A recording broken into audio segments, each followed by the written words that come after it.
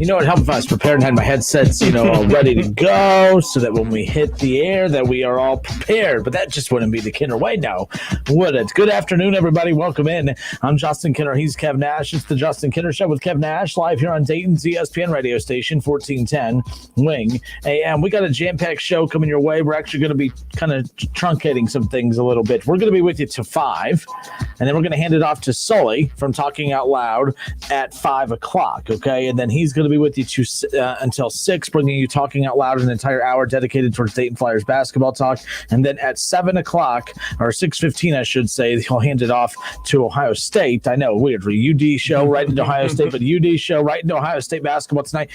Chris Holtman and company, they have a big one, a top 10 matchup, number 7 Ohio State, number 6 Iowa. And you can catch that here on 1410 ESPN Radio tonight. Again, 6:15 is when we will hand it off to Paul Keels and the gang to bring you Ohio State basketball. So that's going to be a big one coming up later. But we got a jam-packed show coming your way. We're going to have more Super Bowl preview talk with ESPN Radio's Freddie Coleman. He'll be joining us coming up here around the corner. He's going to be joining us at 4 o'clock. We'll be hanging out with Freddie Coleman from Coleman and Fitzsimmons, or Freddie and Fitzsimmons. We had Ian Fitzsimmons on the show earlier in the week, so looking forward to having the other half of the show and Freddie Coleman on.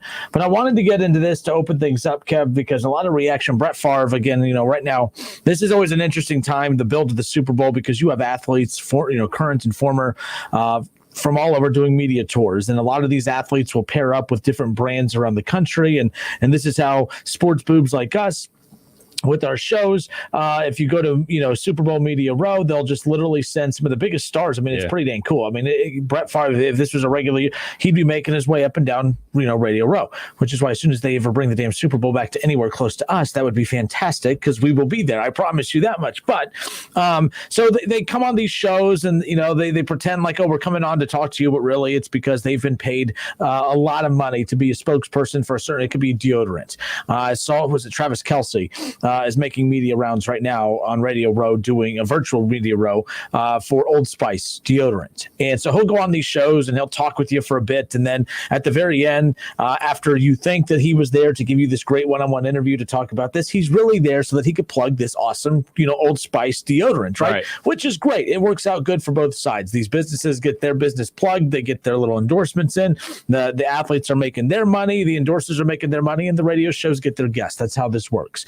But Brett Favre was making one of his. I don't even know what he was promoting, to be honest. Wrangler, if I had to guess. Wrangler jeans. Or that copper fit stuff. Yeah. Jerry Rice. I always laugh, at that. Oh, yeah. I forgot about the copper fit one. Brett Favre's on a lot of stuff, just like Shaquille O'Neal. But the bottom line is Brett Favre made a media round, and when you hear what he had to say about Deshaun Watson, I don't want to, I'm not defending him. I don't think it was taken out of context. I do think he kind of went back on it a little bit because right now a certain excerpt of what he is saying is being making its rounds around sports media. And I don't think that if you watch the clip versus reading it, you get a different vibe of it. But again, that's how this works. But for those of you watching live on Facebook, because we are live on Facebook and YouTube and Twitter, you could find us there. Brett Favre had this to say regarding Deshaun Watson. Kev, he says, you get paid a ton of money to do a certain job and just do it and let the chips fall where they may. Now, it's ironic coming from a guy like Brett Favre, who literally held his team hostage for the last 3 years of his career, at least in Green Bay, before making his final career rounds with the Jets and the Vikings, right? So he says you get paid a lot of money to do to do a certain job and just do it and let the chips fall where they may. I think we make too much money to voice an opinion, but I'm not saying he's wrong. Again, I think it's a different day and time, and it'll be interesting to see how the organization handles it. Here's the thing. What Brett Favre is saying is not necessarily I don't think he's being a hypocrite as much as people think, and here's why. I think he's wrong. I just don't think he's being a hypocrite as much as people think. Brett Favre, when he wanted money, he was willing to hold out. There's a lot of players. Here's the thing with Deshaun Watson. It's the forcing his way out of Houston that is the problem that is not sitting well with a lot of former players, okay? It's not that he's going to hold out. If he held out, I don't think anyone would say a peep about what Deshaun Watson is doing. The problem I think that a lot of media members and fans and former players are having is that he signs this big contract. He doesn't like the way things are going. And now he says, I refuse to play for you moving forward. You must trade me. And that's where I think Brett Favre is coming from. I don't think it's all the noise of holding out. The players always support the players when it comes to holding out. You rarely, unless it's Baker Mayfield going to Duke Johnson or whatever, you rarely hear players complain about other players holding out. I think what this is about is, and it's funny because there were some other interviews throughout ESPN this morning talking about, look, it's not so much about it's not so much about him sitting out and demanding change. It's about wanting out. And that seems to be what is rubbing people the wrong way. And I think it's because it is about to embark on the second that this happens, the second that Deshaun Watson successfully forces his way out of Houston, it'll be a snowball effect around the league. Maybe not so much right away, but I think that you will see Aaron Rodgers. If the Packers don't win a Super Bowl next year, I guarantee you Aaron Rodgers will then pull what Deshaun Watson is pulling. And I'm not going to lie, I'm not a fan of it either. I don't like it in any sport. I know that you're probably I know you bring up the NBA a lot. And although there's a part of me that's entertained by it, like the soap opera drama in the off season and stuff, the James Harden thing, I was keeping my eye glued to Twitter, waiting for that breaking news to come out.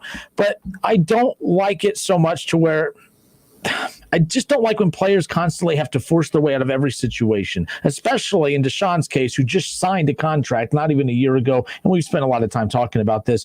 My big thing is again, I don't think it's the holding out that's the problem. I'm going to hold out till you hire the coach I want. I don't know, man. I'm not a fan of them forcing their way out of these situations either. And it's not just, Deshaun or the NFL. It's all sports that I'm like that with. The thing about what's going on with Deshaun Watson in Houston is we can look at the disorganization of the whole team. He's been there for 4 seasons. They've had 3 general managers. Yes, he signed a contract. Anybody that puts a contract of that amount in front of your face at that age, or any age for that matter, you're going to sign it. I don't care what anybody says. And shouts out to his agent for getting him a no trade clause, which gives Deshaun Watson leverage. To Brett Favre, I really hee-haw. I heard that this morning. I'm not surprised about what he said. And to be perfectly honest, it's his opinion and he has every right to have that opinion. I disagree with it, but I don't think what Brett Favre says is way off base more than what former coach Dick Vermeil said today. I think what Dick Vermeil said was just way off base. To the money thing about what Brett Favre said, we get paid a lot of money to do a job, just do it. But guess what? The wins and losses go on the QB's record.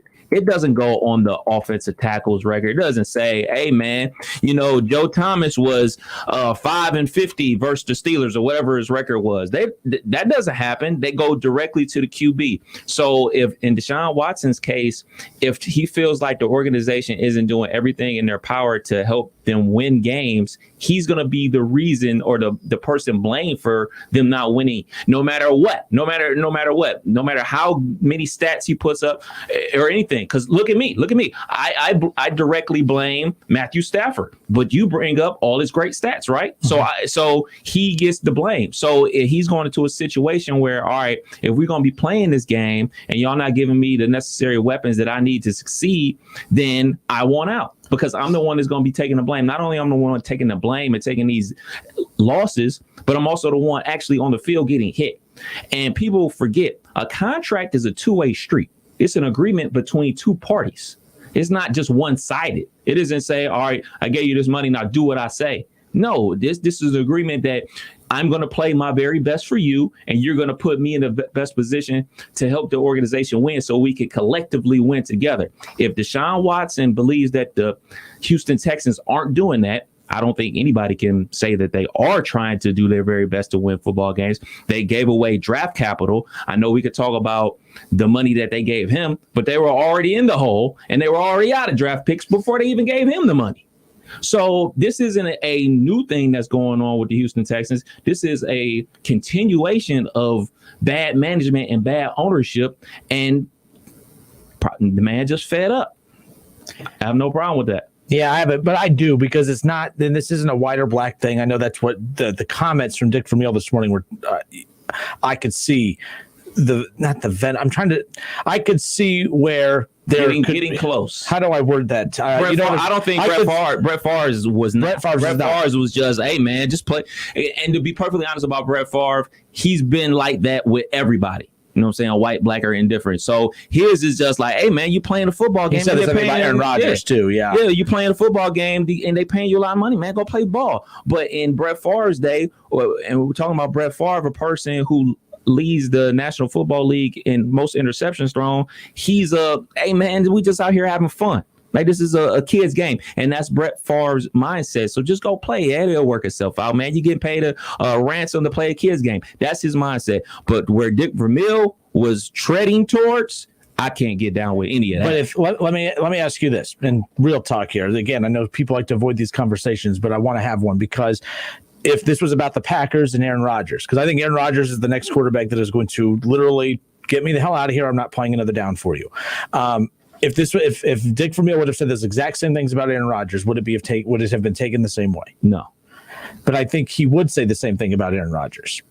And the energy would be different. He didn't bring up Matthew Stafford, and Matthew Stafford worked his way out. But Matthew Stafford, they came to a mutual agreement. It wasn't as if he was holding. I mean, that was, I think both were willing to part ways mutually. I think it's something to be said about. And that interview caught everyone off guard, because it had a good energy to the interview, and out of nowhere, because he goes, "How do you feel about Deshaun?" He goes, "Oh, I'm disappointed in him." And then you could tell, everyone just got hushed. Wait, what? He's actually going here. Cool. He's given a good. It's not a good a soundbite. It's good. It's dominated sports shows all day today. But when you hear what he said, what is it that he said that is wrong? Help me understand that, because I don't care if this makes me sound, but I'm going to be honest here. I didn't catch any of the what are those called, the tones, the underlying tones, coded until language, after. I listened to it. I was like, that's a good point. If you want to own a team and make those decisions, buy a team and own a team. I didn't think anything of it till after. Then I started hearing the First Take and other shows that were bringing up the undertones. That's what the tone I was looking for. That's when I was like, okay, I could see now where they're coming from. But at that time, I didn't think anything of it. And if he was saying the same thing about Aaron Rodgers, I don't think that it's dominating sports talk for the rest of the day the way it is. Well, when I heard it, the first thing I thought about was, you bring up Deshaun Watson, but why weren't you bringing up Matthew Stafford? And you said that, they came to a mutual agreement. But Deshaun Watson isn't the first player to demand a trade off their team in the NFL. And when Coach Vermeil comes out and says these things, he's disappointed. Well, everything that we know about Deshaun Watson is he's a good guy. Mm-hmm.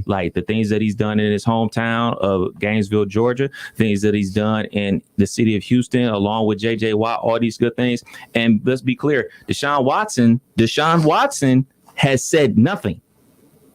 He is doing what you're supposed to do. Being a 12-year-old girl on Instagram and social media, and being subtle, changing your information on Twitter, taking them out. That's passive aggressive. He has let the people that he pays, his agent, do their job. He pays them to do a job. Can't you argue the agent did their job a year ago when he accepted to make a contract? And they were trading away Hopkins then. It's not like he signed the deal and then they traded Hopkins. Hopkins was gone before. Well, hell, he signed it before the season started, as everything already was a mess heading into this past season. It's not as if he signed this deal and he had Hopkins and they had a good thing going. I mean, he signed it well after. I mean, you knew Bill O'Brien had 1 year, if that, left in him. So that's where I mean, again, I just we're talking for both sides here. I'm not arguing, but it's interesting. Look, I could not looking at it from both sides, but I kind of am. I'm seeing where people are coming from with different arguments, trying to set this tone for what's being discussed. And what people have to realize is this is not 1975 where a player is drafted to a team and he stays there for the entirety of his career, or he plays there until he's not good enough anymore and they cut him and that's it. When LeBron started this, and let's be clear, LeBron James did start this player empowerment, and especially in the NBA, people looked at it with an ire, and now it's like the NBA dominates the summertime with player movement. And if Deshaun Watson is the guy that brings that to the NFL, I'm all for it, because you should not have to deal with being under the team's thumb by saying oh man, they held this, when you sign a contract, you have to do this, but at the drop of a dime, they can cut you. You have to take your career into your own hands. If you feel like they're not doing their part, then you hold their feet to the fire. And the one time that an NFL player has leverage, people are losing their minds. No, it's not supposed to go like that. It's not supposed to go well, there was a time where there was no such thing as free agency, where you got drafted to the team and that's it. People may not remember this, but Lou Alcindor, Kareem Abdul-Jabbar, he played for the Bucks. He didn't always play for the Lakers. So these things go back a ways, and pushing the sport forward and pushing the envelope to get what you want, because this is your life. It's his life. He's the one out there playing the sport. So if he feels like he's not put in a proper position to succeed and help the team succeed, then you push the envelope. When you finally have leverage, the player finally has a leverage in this situation and he's using it, he's deemed the bad guy. Mm-hmm. But even when you have cases like a Le'Veon Bell who's speaking out against an organization like the Pittsburgh Steelers, he's wrong. When Antonio Brown is throwing his quarterback under the bus, he's wrong. So then you have a Dalvin Cook saying, man, I really would like a contract extension. They don't give it to him. He goes, plays, still hasn't got his contract extension. So you can act out and not get it.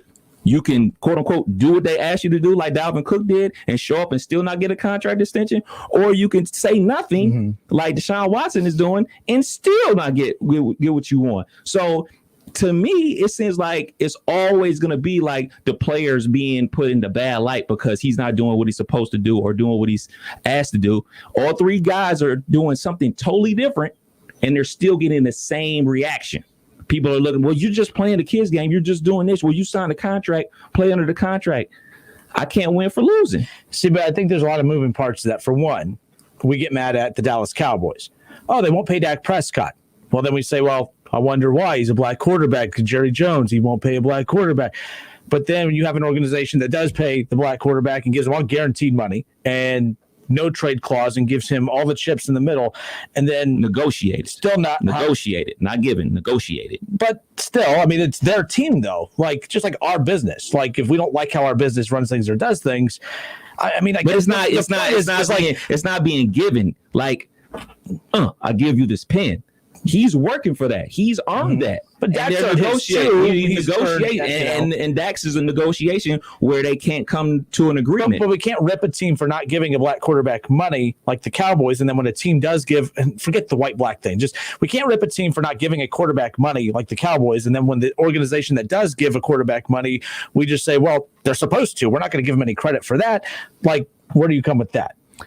Again, I think the Dak thing is totally different. I think that Jerry Jones and the people that run the Cowboys just ain't sold on Dak. Like you're not sold on Dak. Like, but those weren't and not here between you and I, but those weren't the rumblings right in this past offseason. Right. There was a lot of racial discussion about, well, why doesn't Jerry Jones want to pay Dak Prescott? I mean, you would come in and I'd say, look, for me, it's just strictly about, I look at his resume, his win-loss record against 500 or above teams, and he beats up on all the bad teams, whatever. But I'm just saying, like, though, I guess that's where I'm coming from with this. Is in the offseason, going back to the Cowboys getting ripped for that very same thing, and then Houston does it, but Houston's a whole other bag of worms because they're a mess behind the scenes. Yeah, they're a mess behind the scenes. I just think the thing with Dak, I don't think it's just you and I that differ on Dak. I think Dak is real good. You think Dak is all right. I think the Dallas Cowboys think he's all right.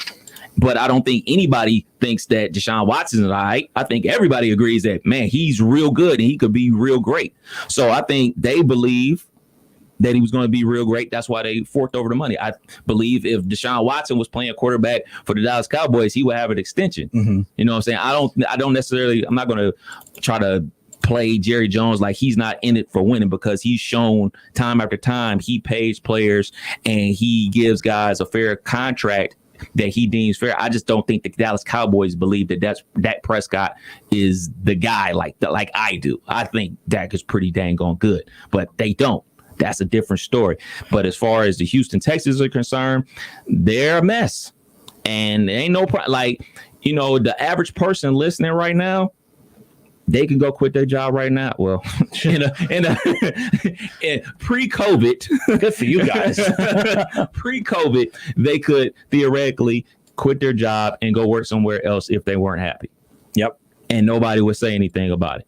But it's the simple fact that these athletes, not only they play a kid's game for a king's ransom, but what happens when somebody signs a contract? Our phones go off. Oh man, so-and-so just found a 5-year deal for $60 million.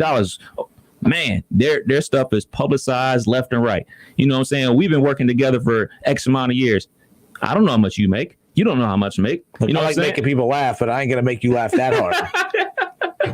I enjoy a good joke here and there, but me telling you what I make, I'll let you fill it. But that's six figures. That's what I heard. Balling. But that's a thing. That's definitely a thing. The whole thing about a contract.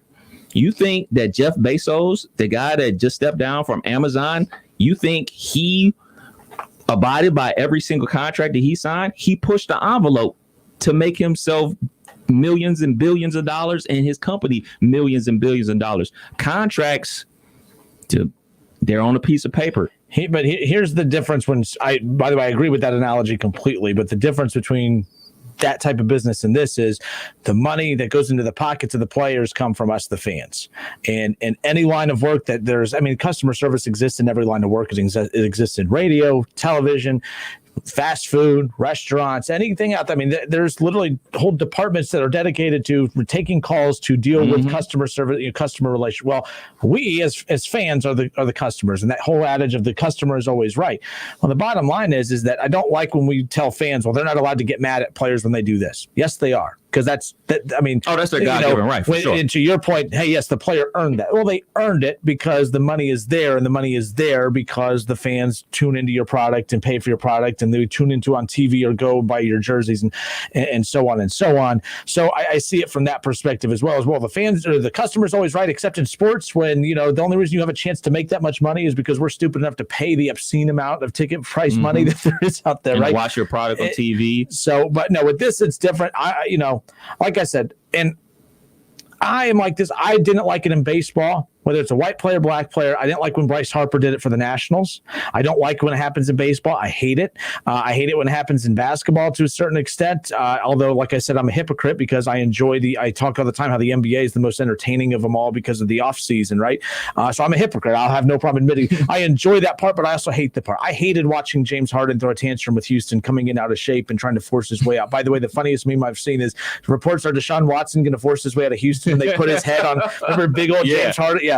But I hated that. Now the Nets are beyond fun to watch. So I hate this right now. But once Deshaun's balling it out with the Raiders or wherever he ends up, we'll forget about this and move on. But for right now, there's going to be a lot of these uncomfortable conversations between now and then. Unfortunately, for people who like the player movement or don't like it, it'll all be forgotten. But this is just going to be a snowball effect that once he forces his way out, Green Bay, I think, is next as far as Aaron Rodgers. If the Packers aren't in the Super Bowl next year, I think he will be the next quarterback to force his way out. The other thing, too, I think it'd be easier for him because I think after next year, he'll only have 1 year left on his contract. And, that's like also one of those things that, I fell down the Twitter rabbit hole, which I try not to do. But, the whole thing about Matthew Stafford, people was like, well, he spent a lot of years with his team before he pulled it.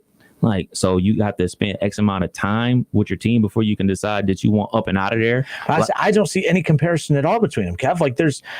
He didn't go in there and say, trade me or I'm not going to play. Now, I'm not saying it couldn't have gone to that point. Right. It didn't get to the point to where we could say that. So I can't definitively say that they're not the same. So I'll take that back a little. But at the same time, I don't compare these two at all because we didn't even know that Matt Stafford was going to the front office to request a trade. He ain't high profile. He plays for a horrible team, and he's been in the league X amount of years. Like, Deshaun is the new toy. We always love the new toy more than we love the old toy. But we've talked more of Matthew He's Stafford. Old news. He's old news, maybe because we love Pam so much. And another thing about, ownership, teams that own owners that own teams and everything like that, people let them off the hook so many times. And I have to remind people that, First Energy Stadium up in Cleveland, Paul Brown Stadium in Cincinnati, who pay for those? Taxpayers pay for those. The taxpayers of those cities pay for those. So you raise my taxes. Yeah. I go to your stadium. I pay $5 for water. I pay $10 for beer. I pay $15 for nachos. I pay another $20 to park, and you give me a bad product on the field. When people bash players, think about that the next time you're re-ing up your season tickets. Think about the product that you're getting when you re-up your season tickets, or even if you're doing a one-off. Say you and the family want to go down there for a game. Think about that before you start bashing a player. Think about how much the owner is getting over. The owner literally got a stadium built because you did, because you paid for it. Like Staples Arena in LA, the taxpayers pay for that. They give them a great return on their investment, though, by winning championships and competing. They're not competing like that down in Cincinnati. This is the first time in 20 years the Browns have competed in Cleveland. So I don't get how people can just always constantly overlook the ownership when they get all these tax breaks and they build their stadiums and they give them a crap product. But then as soon as a player says, hey, man, I want to raise or I want out of here because y'all not doing what's necessary for me to succeed, people turn their back on them.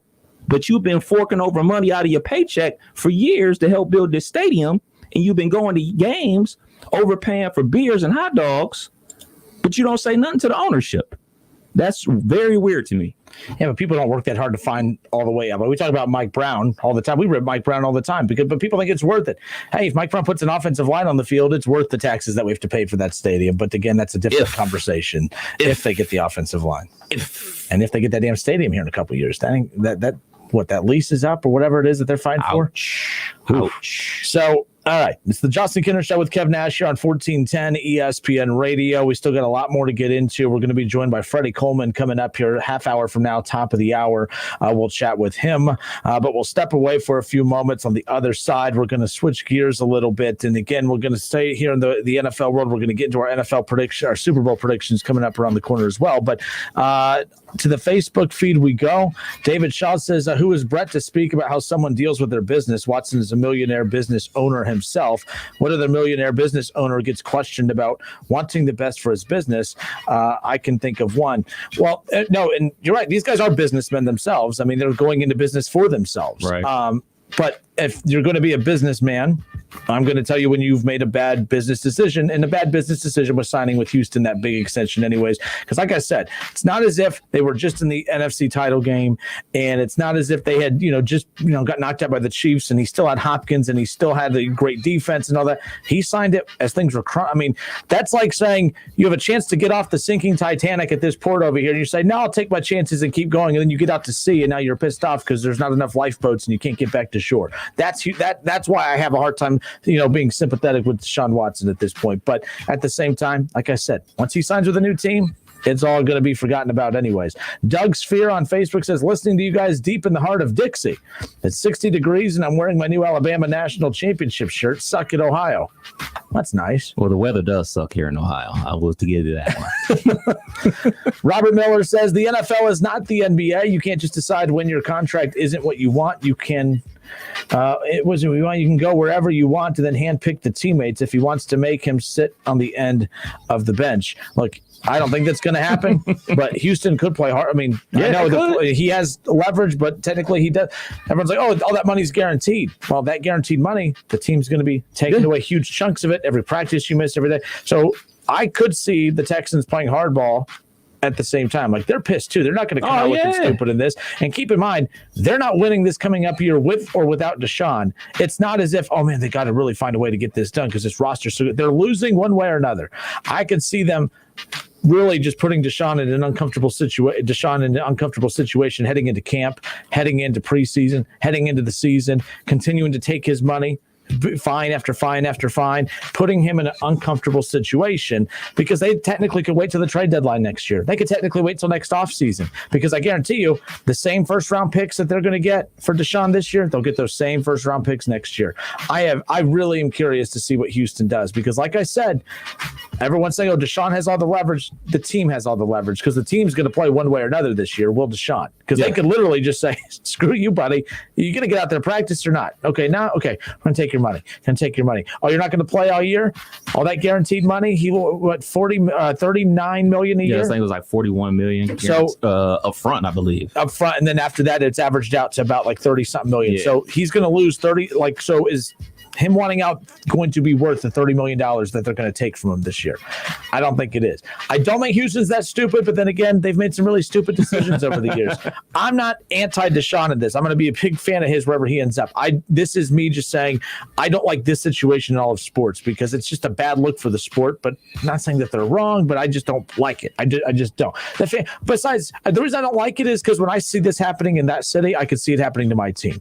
I could see, if Baker did this to the Browns or if Nick Chubb did this to the Browns, I'd be furious. If Joe Burrow does this to the Bengals in a few years, I promise you we'll be just as upset and angry. So it's like when I see this happening with another team, I'm like, man, that ticks me off. I don't want to see that happen with my team. I'm gonna send you this article about when free agency first came around in the NBA and how vile things got towards the player. And I mean, shoot, you don't even need to do that. You just need to remember back to when LeBron was a free agent and decided to leave Cleveland for Miami. Now, we've been back and forth about LeBron James 1,000,001 times. I can be perfectly honest. I was mad. Not mad because he was leaving a team. I was just mad because he was leaving my team. Yeah. But other people who weren't Cleveland Cavaliers fans were mad because he was ditching his team and all that type of stuff. So I think we eventually will get to a place where this becomes the norm. Like, I don't think that every player can do it. Just the real good ones and the real good agents who work these things into contracts, you know? So, I mean, I think that's another thing we got to look at. Hey, man, let's not forget the Houston Texans signed off on the contract that had to actually give Deshaun Watson some type of leverage with a no trade contract clause in his contract. Mm-hmm. So that further tells you how incompetent they are. Like, they really gave him a no trade clause in his contract. That's incompetence on their part. But why? I mean, we see that's mandatory. If you want to keep a player, you have to give him that now moving forward. Every star player moving forward is going to get a no trade. Oh, yeah. Because I don't think that makes an organization dumb. That's giving them a seed. But that's the thing. If he would have left because they didn't give it to him, it's, oh, man, the organization's stupid for not giving him that. Now he's going to want to leave. These players throw temper tantrums. Give me what I want or I'm going to leave. I hate that. I hate it. I don't like it from coworkers. I don't like it from friends. I don't like it from family members. And I certainly as hell don't like it from millionaire athletes. And I don't care if I sound petty in this. I'm just saying. Like, I don't feel bad. Billionaire owners, you know, and well, what's funny is Vince Waller says never understood why fans side with owners over players. Owners are billionaires and will be a fan. I see what he's saying, but I think that I've always thought that too. But I thought we're not fans of the owners. When you don't have when you don't have a connection to the owner, you don't see their face. You don't see. You're not buying something. Not buying that suit that the owner is wearing. You're not. I mean, we all know who Arthur Blank is because we shop at Home Depot. That's how we know who Arthur Blank is, because every time the Falcons are on, they remind us that, hey, man, he's the guy that owns Home Depot. You know what I'm saying? But like, if it wasn't for that, we wouldn't know the other businesses that these owners do. I'd just like to bring these things to light because I think it's very important for us to inform people like, hey, man, there's two sides of these things. There's not always just the ownership side of, oh, man, they're doing them wrong. Like, yo, these owners, they get away with a lot of stuff too. So let's make sure we present both sides of the story. Yeah, but you're telling people to care about something that they're not ever going to care about. Like, I don't care about the owners because I'm not a fan of the owner. I'm not a fan of the owner. They are nothing to me. They mean nothing. They should mean something. You're right though. Like, you're telling people like that's where your anger should be directed towards. But you know, if we don't like customer service at Walmart or something, could you tell me who the owner of Walmart is? I could not. So, but if we don't like something at Walmart, like, we should just know who the owner is right up. I know that Sam's Club and Walmart are owned by the same company. So, and I have no complaints about either. I'm just saying. But no, I think so.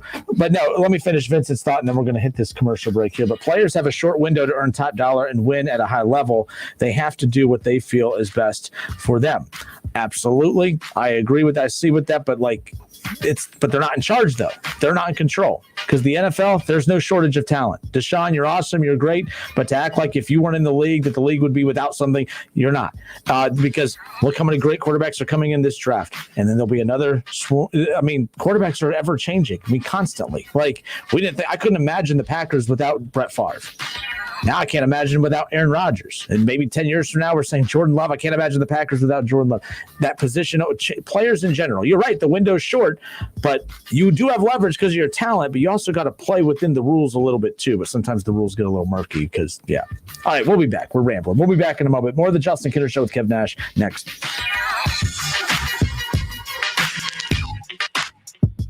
Listen, stream, watch. It's the Justin Kinner Show with Kev Nash right here on Dayton's ESPN Radio, 1410 Wing AM. ESPN 1410 Wing AM weather. This afternoon will be cloudy and windy with rain and snow, a high near 38. Tonight's also going to be cloudy and windy with snow and sleet, a low around 20. And tomorrow will be mostly cloudy and windy, a high near 28. I'm Pete Spivak for 1410 ESPN Radio. More time at home means more washing, drying, cooking, and cleaning at home, and more wear and tear on old appliances. But it's the perfect time to save on new ones at the Home Depot. For savings on the latest appliances, and right now, free delivery. From the kitchen to the laundry room, that upgrade is well within reach and closer than ever.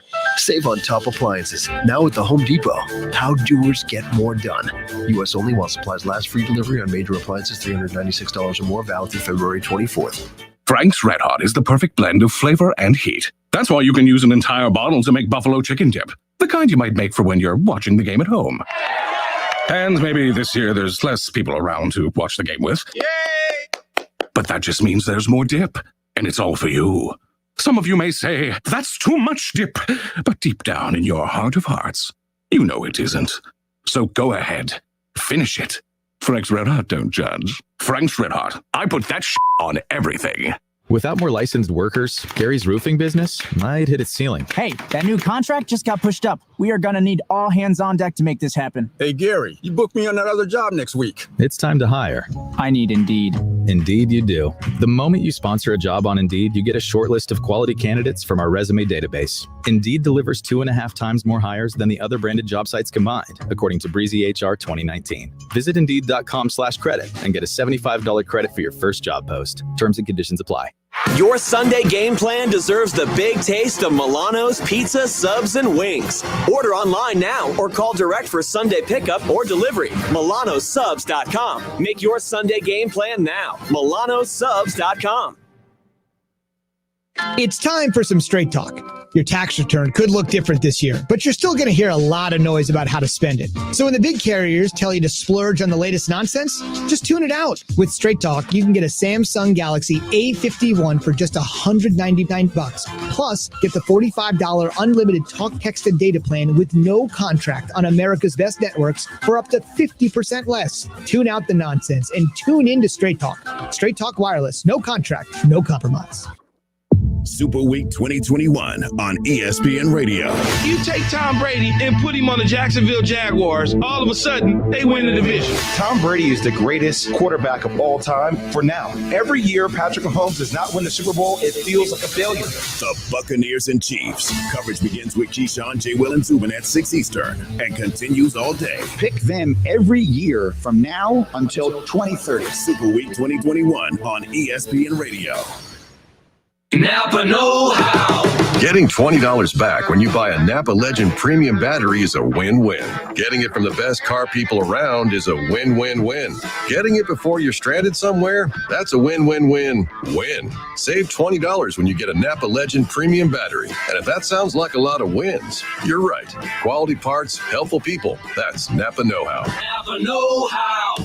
At participating Napa Auto Parts stores and Napa Auto Care Centers while supplies last. Offer ends 2/28/21. Rittal North America, LLC is hosting a hiring event on Saturday, February 20th at the Champaign County Fairgrounds in Urbana at the Michaels Horticulture Building from 9 a.m. to 2 p.m. Rittal has immediate openings for experienced welders, machine operators, paint unloaders, and paint loaders. Why choose Rittal? We have recently raised our hourly pay rates and are offering a sign-on bonus if you attend job fair and meet requirements. Plus, a new pay structure with a generous benefits package. Mask required to attend. Rittal is an affirmative action and equal opportunity employer. Cordell Transportation is now hiring Class A CDL drivers for home daily dedicated lanes. A $2,000 sign-on bonus, medical, dental, and company-paid life insurance. Call Cody or apply online at CordellTransportation.com. Cordell Transportation, driven to succeed.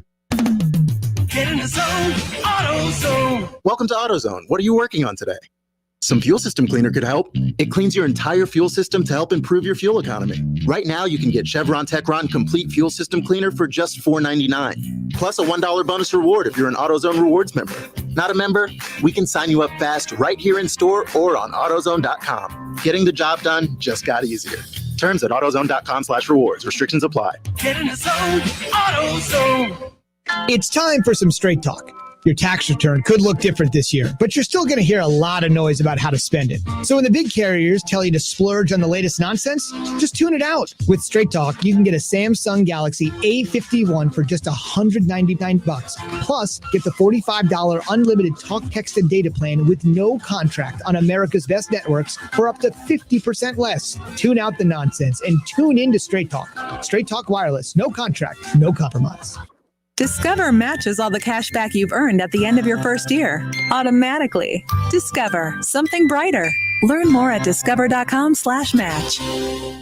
You want more local content from Dayton's ESPN radio station 1410 Wing AM? Make sure you subscribe to the WING 1410 Dayton YouTube channel, where you can watch all your local shows live or go back and rewatch previous episodes of The Justin Kinner Show with Kev Nash, The Keith Byers Show, Talking Out Loud with Sully, and more. College football playoffs, Browns, Bengals, Buckeyes, and more. Catch the Keith Byers Show Mondays at noon on 1410 ESPN Radio.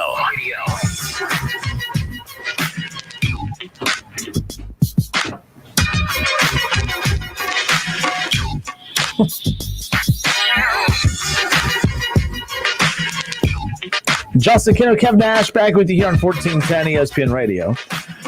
So, this Sunday, I have one guarantee for you this Sunday. Do you remember that? That commercial I told you to post. No matter what, I promise you, for you commercial folks out there who are going to be keeping an eye on the entertaining commercials, no commercial will top this one. We'll top this one. It's not playing. There's nothing playing. There's no audio. That's so damn disappointing. That's sad. I just set that up. I was excited for it, and it just fell flat. I will try again. Playoffs. Yeah. No audio. I mean, I will try again later. That was an epic fail. That was the Bengals trying to get an offensive lineman. That was the Cleveland Browns trying to win a Super Bowl. That was. Nope, I'm out of it. I'm not really quick on my feet today. I'm literally having a hard time. So it just didn't work at all. I'm watching it count down to 0. There's no audio coming out this spot. Really? It was recording. It was pulling. It must not have pulled. Oh, interesting. I'll fix it later. All right, we welcome you back, Justin Kinner, Kev Nash with you. Want to start from the top and pretend like that didn't happen? Yeah, actually, I do. Actually, let's start over. All right, everybody, we welcome you back. It's the Justin Kinner Show with Kev Nash right here on 1410 ESPN Radio. 457-9464. That's the number to call in and join in on the conversation. I have an opportunity for you to win a free dozen roses in a vase from First Florist and Greenhouses. And all you have to do, folks, for those listening and not already hanging out with us on YouTube, Facebook, and Twitter, is head to Facebook, okay? Head to Facebook, search the Justin Kinner Show, and you just got to like and follow the show page, okay? So you need to like and follow the show page. Head to Facebook, search the Justin Kinner Show. That's where you can watch the show every day. You can interact with the show every day. When you hear us reading a lot of these reactions, they're coming straight from the live video feed, which you could be a part of weekdays from 3 to 6 right here on 1410 Wing AM. But again, head to Facebook and search the Justin Kinner Show. Like and follow along. When you like and follow along, you will be automatically entered into a drawing to win a free dozen roses and a vase from First Florist and Greenhouses, the official florist of ESPN 1410 Wing AM. Because keep in mind, Valentine's Day coming up a week from Sunday. So when we reach out to you tomorrow to let you know who the winner is, you don't have to go pick it up right away. You'll have until next Sunday to go pick it up from First Florist and Greenhouses. So keep that in mind. But it's nice to get a jump start. All right. And all you have to do, doesn't cost you a thing other than a few moments to go to Facebook and type in the Justin Kinner Show and like and follow along. We're going to be joined by Freddie Coleman coming up here around the corner. One thing we're going to talk about with him is, of course, the news that came out earlier today about the NBA All-Star Game, and which to me is absolutely pointless. So we'll get to that later on in the show as well with Freddie Coleman from ESPN Radio, from Coleman and Fitzsimmons. Freddie, I keep doing that. Freddie and Fitzsimmons, which you can catch from 9 p.m. to 1 a.m. Weekdays on 1410 ESPN Radio. So we'll get into that coming up. But we're getting a lot of people asking us, Kev, about, the National Signing Day yesterday and the recruiting classes. And where did our guy go? He's all pumped up. Alabama finishes with the number 1 recruiting class in the country. And then you have Ohio State coming in at number 2. You look at Nick Saban. Nick Saban has won how many national titles? Like what, 7? What's the 7? Yeah. He's won 7. That's funny because Tom Brady's going for 7 Super Bowls on Sunday. Those guys have been busy over the last couple of decades. Actually, Tom Brady's has been spread out over 2 decades. Pretty much 6 of the 7 national titles for Nick Saban have all come in this last decade, right? Crazy. Like, it's been pure domination. Pure domination, Kevin. Alabama, this is their best recruiting class since Nick Saban has been there. Like, the dude's not slowing down. Like, this is, like, I know right away as he's hoisting the championship trophy a few weeks ago, the rumbling started happening about, no, my bad. He has 7. I'm sorry. Nick Saban has 7 because he has that one at LSU in 2003. He has 6 at Alabama. Well, yeah, that's what I'm saying. He's been 6 in the last. Okay, so 7 overall, but 6 at Alabama. Okay, but Kev, with the dominance that he's already had at Alabama, this is the best class that he's ever had, at least going in. Because keep in mind, we looked at the Devontae Smith and some of those others that we looked at. Like a lot of those weren't, those were big recruits, but you didn't know how good they were going to be. Alabama, literally this class, this most recent one has been unbelievable. You look at all the talent that's in the NFL right now. Mm-hmm. But Nick Saban's not slowing down. And why would he? Right now, college football feels like it's getting younger, Kev. Like, when Bob Stoops leaves, Oklahoma's is a program that you think you'd get like an older established coach to come in and just pick up where he left off, right? You would think that. Ohio State, Urban Meyer leaves. You think you would go get a veteran head coach that's going to keep the brand going. You know what? They went young. Mm-hmm. Lincoln Riley, young. Ryan Day, young. We're seeing young across the board. Dabo Swinney's still relatively young. He's older than those other guys, but college football is very young right now.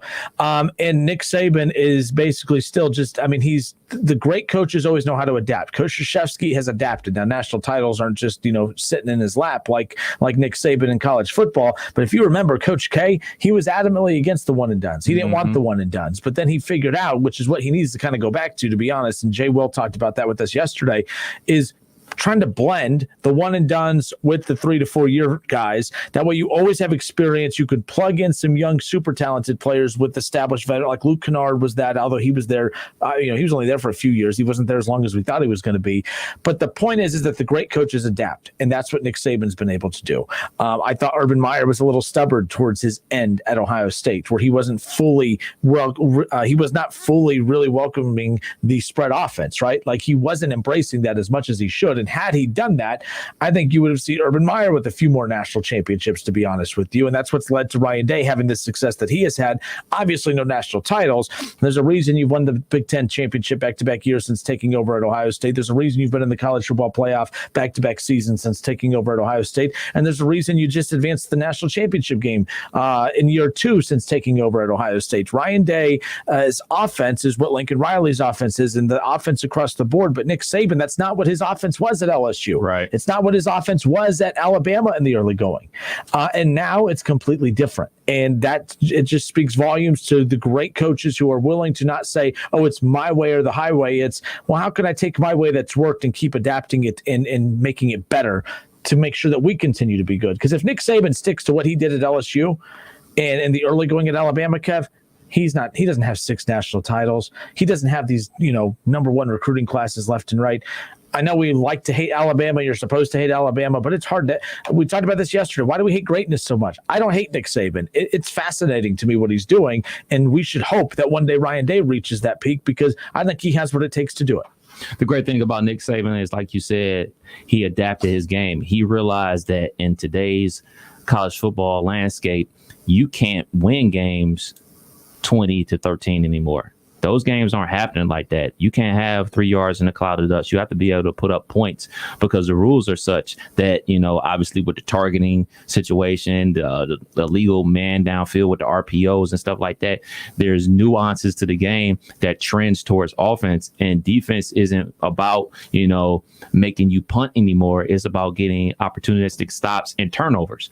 And he's adapted to that. And the biggest thing about it was he was able to coach his team up and get coaches to coach his players up to make them a high-flying offense that they were, especially these last couple of years. They've been chucking the ball around the backyard, So, even before Tua took over, they were scoring a ton of points back when Jalen Hurts was running the offense. But once they basically took that move to Tua and now to Matt Jones, they've been lights out. All right, 457-9464. But, keep that in mind that, it speaks volumes about what Alabama's doing and Clemson. They're doing what they need to remain at the top. In Ohio State, as crazy as it sounds, Kev, do you agree with that? What I said about Urban, as great as he was, I felt he was still stubborn towards the back end of his time at Ohio State, where he was, they won the national championship because they spread it out. And I promised you they weren't going to spread it out with JT Barrett at quarterback, which I'm not getting into that conversation. But in all seriousness, the only reason they won that national championship is because JT goes down, because Urban was forced to change the way that they called the offense those last 3 games. If that injury doesn't happen and they continue to run the RPO and they continue to stick to what Urban is comfortable doing, they don't win that national championship. And that means Urban's run in Columbus probably ends with 0 national championships. Urban's stubbornness towards the back end with Ohio State, as great of a recruiter as he was, it amazes me that that's the case, to be honest. I think it was more something that we talked to John about a couple of weeks ago about his loyalty, and not only just loyalty, obviously to JT Barrett, and you and I kind of differ about that, but his loyalty to certain coaches. He wasn't, when they had that 31-0 game to Clemson, that offense was putrid. It was terrible. It couldn't do anything. But he let some of his friends go, people that have been with him for a long time, and got new coaches. And one of those coaches was Ryan Day. Mm-hmm. And then there was a aspect where the defense wasn't playing good. Got rid of that coach, put a new defensive coordinator in there. So I think it was the years that we didn't win the national championship or weren't really competing for him. I don't necessarily put that on the players as much as I put it on the coaches. Normally I'm like, hey man, let's take some self-accountability for players, and you guys got to make the tackles and stuff like that. But it's quite alarming when these coaches come in and make adjustments and make things easier and for players. Because the defense that they ran last year didn't work with this year's defense because they weren't as good. They weren't as talented as them. So as a coach, you need to realize that. So I expect Ryan Day to make some adjustments about how they call the defense next year. And that's a big part of coaching. So back to the Urban Meyer point, I think it was, like we said, I think it was his ability to be loyal to a fault, which potentially cost us national championship. Not just loyal, but just not willing to adapt offensively. The stuff that worked at Florida worked in the early going at Ohio State. But when you were bringing an RPO to a gunfight, it just didn't make any sense. It's okay to have RPO aspects within your offense, but to just strictly stick to that, it didn't make anything sense to me. But there's a reason that some of the better off Buckeye teams over this last decade came under because of Ryan Day and their willingness to adapt and willingness to accept that and to play that type of offense. But we'll get more to that coming up on the other side. So if you guys remember, Reds fans, Tom Brenneman will no longer be with the Cincinnati Reds this year. The big question was, well, who will replace Tom Brenneman? We actually have that answer. The Cincinnati Reds have announced who Tom Brenneman's replacement is going to be, who will replace Tom Brenneman in the Fox Sports Ohio booth. And I'll have that name for you on the other side. Plus, 10 minutes from now, Freddie Coleman, ESPN Radio, joins us. Don't go anywhere.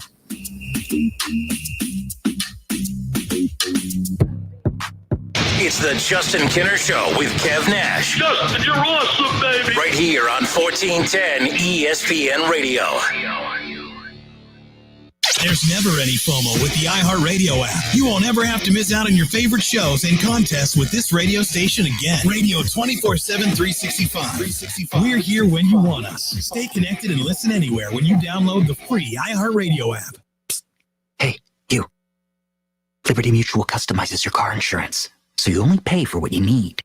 Liberty, liberty, liberty, liberty. You have empty office space to fill or home office to create. You know what you need. You know what you'd like. But you also have a pretty good idea after you've shopped around the usual places what you need and what you like might not happen. Well, then you haven't been to Charles Larrick's Warehouse Outlet. Nobody has their selection. Nobody has their discounts. And every week there's something new. If you need office furniture, Larrick's Warehouse Outlet can sell it to you for half the price and below manufacturer's selected prices. Half price and below on hundreds of items. Selection from budget to the best. Really, desks from $50 to $5,000. Filing cabinets from $25 to $500. Before you go anywhere else, do yourself a favor and come to Larrick's Warehouse Outlet. With 25,000 square feet of selection, you're not going to go anywhere else. Larrick's Warehouse Outlet at 23 McOil Avenue, Dayton. Open Monday through Friday, 9 to 6. Larrick's, continuing the tradition. Looking for a career and not just a job? Then Dayton Progress is looking for you. Dayton Progress is the leading international manufacturer of tools and tooling components for the metal stamping industries and has immediate openings for entry-level machinist. No prior experience is required, and Dayton Progress will train you, starting with the basics. They offer competitive wages with merit increases after 90 days of employment. They also offer private health care, including vision and dental, free life insurance, a contributory 401k, bonus programs, promotions from within, company service recognition, and 100% tuition reimbursement to local state colleges. Dayton Progress is a great place to work and has been a Dayton landmark for over 70 years. Apply today by emailing your resume to jobs@DaytonProgress.com. That's jobs@DaytonProgress.com. Dayton Progress is an equal opportunity employer. Starting route. Your destination is 0.1 miles away. If you drive less than 500 feet, turn left. You have arrived at your destination. if you drive less than 25 miles a day, you could be paying less every day with pay-per-mile car insurance from Allstate. You get the same reliable coverage and hands-on expertise you'd expect from Allstate, but now at a price that's tailored to the miles you drive. Call your local Allstate agent and start paying what's right for you. Includes a daily rate. Prices vary based on how you buy. Subject to terms, conditions, and availability. Not applicable in California. Allstate Fire and Casualty Insurance Company and its affiliates. Gary is refinancing his home, so he shopped around for the lowest rate and found it at Amerisave.com, setting him up for a lifetime of savings. It's one decision he'll never regret, unlike taking that gig in the testing lab at the deodorant company. Raise your arm, please. Oh, man, I hate this job. Pretty regrettable, Gary. Unlike finding that low mortgage rate at Amerisave.com that's got you on your way to a lifetime of savings. Amerisave's rates won't be this low forever, so go to Amerisave.com now. Lower mortgage rates mean higher savings. Call 866-514-SAVE or visit Amerisave.com/licensing for cost information, terms, and conditions. Equal housing lender. Licensed in all states except New York. NMLS number 1168. Hello, it's John Kozik, founder and president of TurboTrack Realty, and I buy houses as is, fast for cash. Call me today for an all-cash offer on any of your properties, and we can close within days at 614-362-2000, 362-2000. Do you own a property that's outdated and needs thousands of dollars in repairs? Great, I'll buy it. I'm a private real estate investor who can solve your real estate problems fast for cash. Do you want to sell and just be done with it? Okay, great. I buy vacant properties, boarded up houses, pre-foreclosures, and inherited properties. I also buy apartment buildings, rental portfolios, divorce homes. I even buy my tenant won't pay me the rent houses. I look forward to solving your real estate problems today. Give me a call for an all-cash offer at 614-362-2000, 614-362-2000. The thing about the Name Your Price tool from Progressive is that by now you've heard a lot of ads about the Name Your Price tool from Progressive. We probably don't even need the words, the Name Your Price tool, to tell you that our Humpback Whale Pup gives you options based on your budget, or that our novelty hand buzzer helps you save on car insurance. And that's the thing about the tiny felt bag filled with marbles. At this point, you've heard a lot of ads about the elusive northern bobcat. The Name Your Price tool, the neighbor who baked you banana bread, only from Progressive. Progressive Casualty Insurance Company and affiliates. Price and coverage match limited by state law. This goes out to the ones with dreams on hold. Thousands of small businesses are struggling. Young startups, old favorites. Together we can help. After the Super Bowl, me and some amazing artists are playing a first-of-its-kind after-party concert for them with Verizon. Together, we're raising money for small businesses. Watch live on Verizon's Twitter, 11 p.m. Eastern, 8 p.m. Pacific, and let's all pay it forward. There's nothing better than a fresh-made home-style meal, but not everyone loves the hassle of cooking. At Lee's Famous Recipe Chicken, home-style happens here with our famous 12-piece family meal at a great price. This famous family meal includes 12 mixed pieces of Lee's fresh, never-frozen chicken that is honey-dipped, hand-breaded, and cooked to perfection, plus 3 large sides and 6 fluffy biscuits. Get a home-style meal made easy today with Lee's 12-piece family meal at a great price. Only at Lee's, famous for chicken. New year, new goals, and new listens on Audible. Discover Audible Originals, audiobooks, podcasts, and more, all in one place. Start your free trial at audible.com. There are many ways to catch the Justin Kinner Show with Kev Nash on 1410 ESPN Radio, weekdays from 3 to 6 p.m.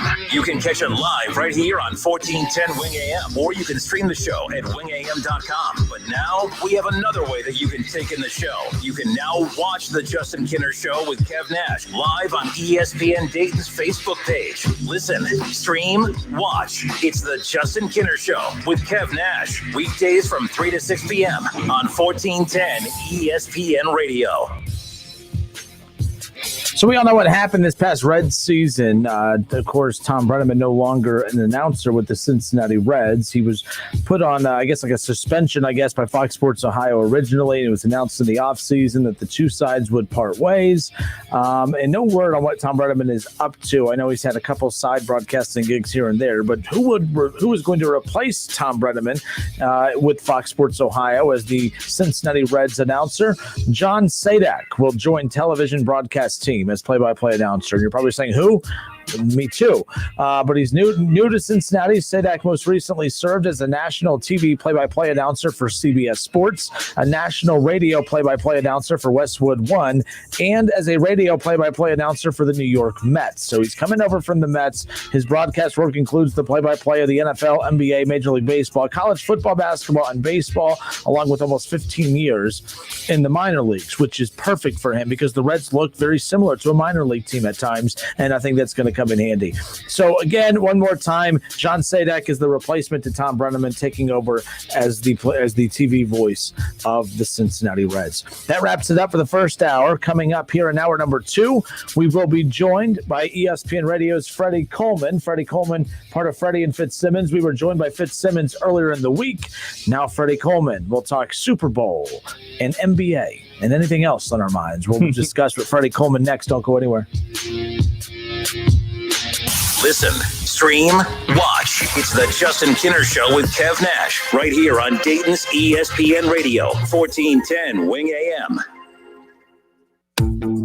More time at home means more washing, drying, cooking, and cleaning at home, and more wear and tear on old appliances. But it's the perfect time to save on new ones at the Home Depot. For savings on the latest appliances, and right now, free delivery. From the kitchen to the laundry room, that upgrade is well within reach, and closer than ever.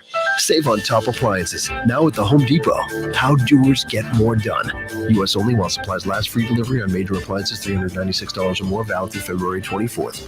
Frank's Red Hot is the perfect blend of flavor and heat. That's why you can use an entire bottle to make buffalo chicken dip, the kind you might make for when you're watching the game at home. And maybe this year there's less people around to watch the game with. Yay! But that just means there's more dip, and it's all for you. Some of you may say, that's too much dip, but deep down in your heart of hearts, you know it isn't. So go ahead, finish it. Frank's Red Hot don't judge. Frank's Red Hot. I put that on everything. Your Sunday game plan deserves the big taste of Milano's Pizza, Subs, and Wings. Order online now or call direct for Sunday pickup or delivery. MilanoSubs.com. Make your Sunday game plan now. MilanoSubs.com. First Florist and Greenhouses, the official florist of ESPN 1410 WING. Order your Valentine's Day bouquet now at 937-223-1213 or online at firsttheflorist.com. FURST, First Florist and Greenhouses. Cordell Transportation is now hiring Class A CDL drivers for home daily dedicated lanes. A $2,000 sign-on bonus, medical, dental, and company-paid life insurance. Call Cody or apply online at CordellTransportation.com. Cordell Transportation, driven to succeed. Need legal help? We can help. Hi, this is Mike Foley, your Montgomery County Clerk of Courts. Have you heard about our new help center? It's located at the Montgomery County Courthouse, providing legal information and forms. And we also share programs and resources that may be available to you. Let us help you navigate the court system. Visit us online at courthouse2u.com for more info. Dutch Boy's new Platinum Plus paint with Stain Shield technology has the performance you expect from a luxury paint at a price you didn't. Platinum Plus is up to 50% more washable and stain resistant than a leading premium paint in satin sheen. Superiority ranges from 24 to 50% depending on sheen selected. Platinum Plus keeps your walls looking new longer. Menards and Dutch Boy Paint have you covered. Go ahead, live your life. If you're driving less, you could be saving more on car insurance. Save money with Paper Mile Insurance from Allstate. Call a local Allstate agent and get a quote.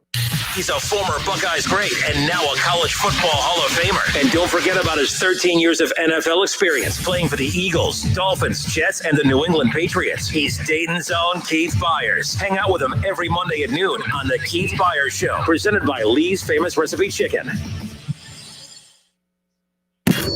On Twitter, make sure to give us a follow. Search 1410 Kinner for Justin Kinner on Twitter. That's 1410 KINNER. And ESPN Dayton for the station Twitter handle. We are Dayton's home of the Ohio State Buckeyes. And into the end zone goes Chris Olave. KJ Hill, 6-yard touchdown catch. Right sideline and down he goes to the end zone. WING 1410 Dayton's ESPN Radio.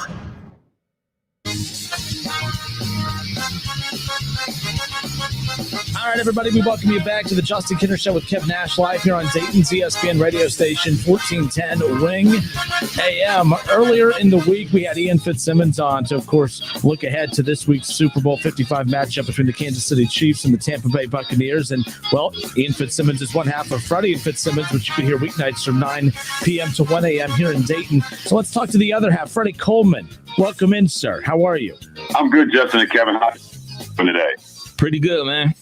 Hey, look, we appreciate you taking time and hanging out with us. Look, so we're looking ahead to Super Bowl 55 this week. And, of course, all the talk is on Tom Brady and Patrick Mahomes. And this is one hell of a quarterback matchup. But yesterday, it took a weird turn. Barbershops are being talked about because the barber for the Kansas City Chiefs tested positive. I know nothing big has come of it yet, but I've been fairly critical of the NFL, frustrated that they stuck to their 2-week gap between AFC, NFC title game and Super Bowl.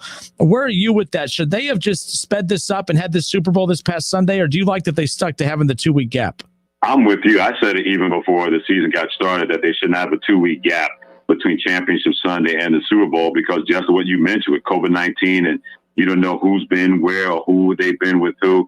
It felt like I was watching or hearing about Coming to America Part 2, the barbershop scene, when all this happened with the Kansas City Chiefs and 20 guys potentially being infected by the barber who tested positive. Now they got to test negative for 5 days. But the NFL let it be known, Justin and Kevin, that no matter what happens, that we were going to have a season. We were not going to have weeks postponed, and the Super Bowl was going to go on schedule. So they were hell-bent on making sure that this was going to happen.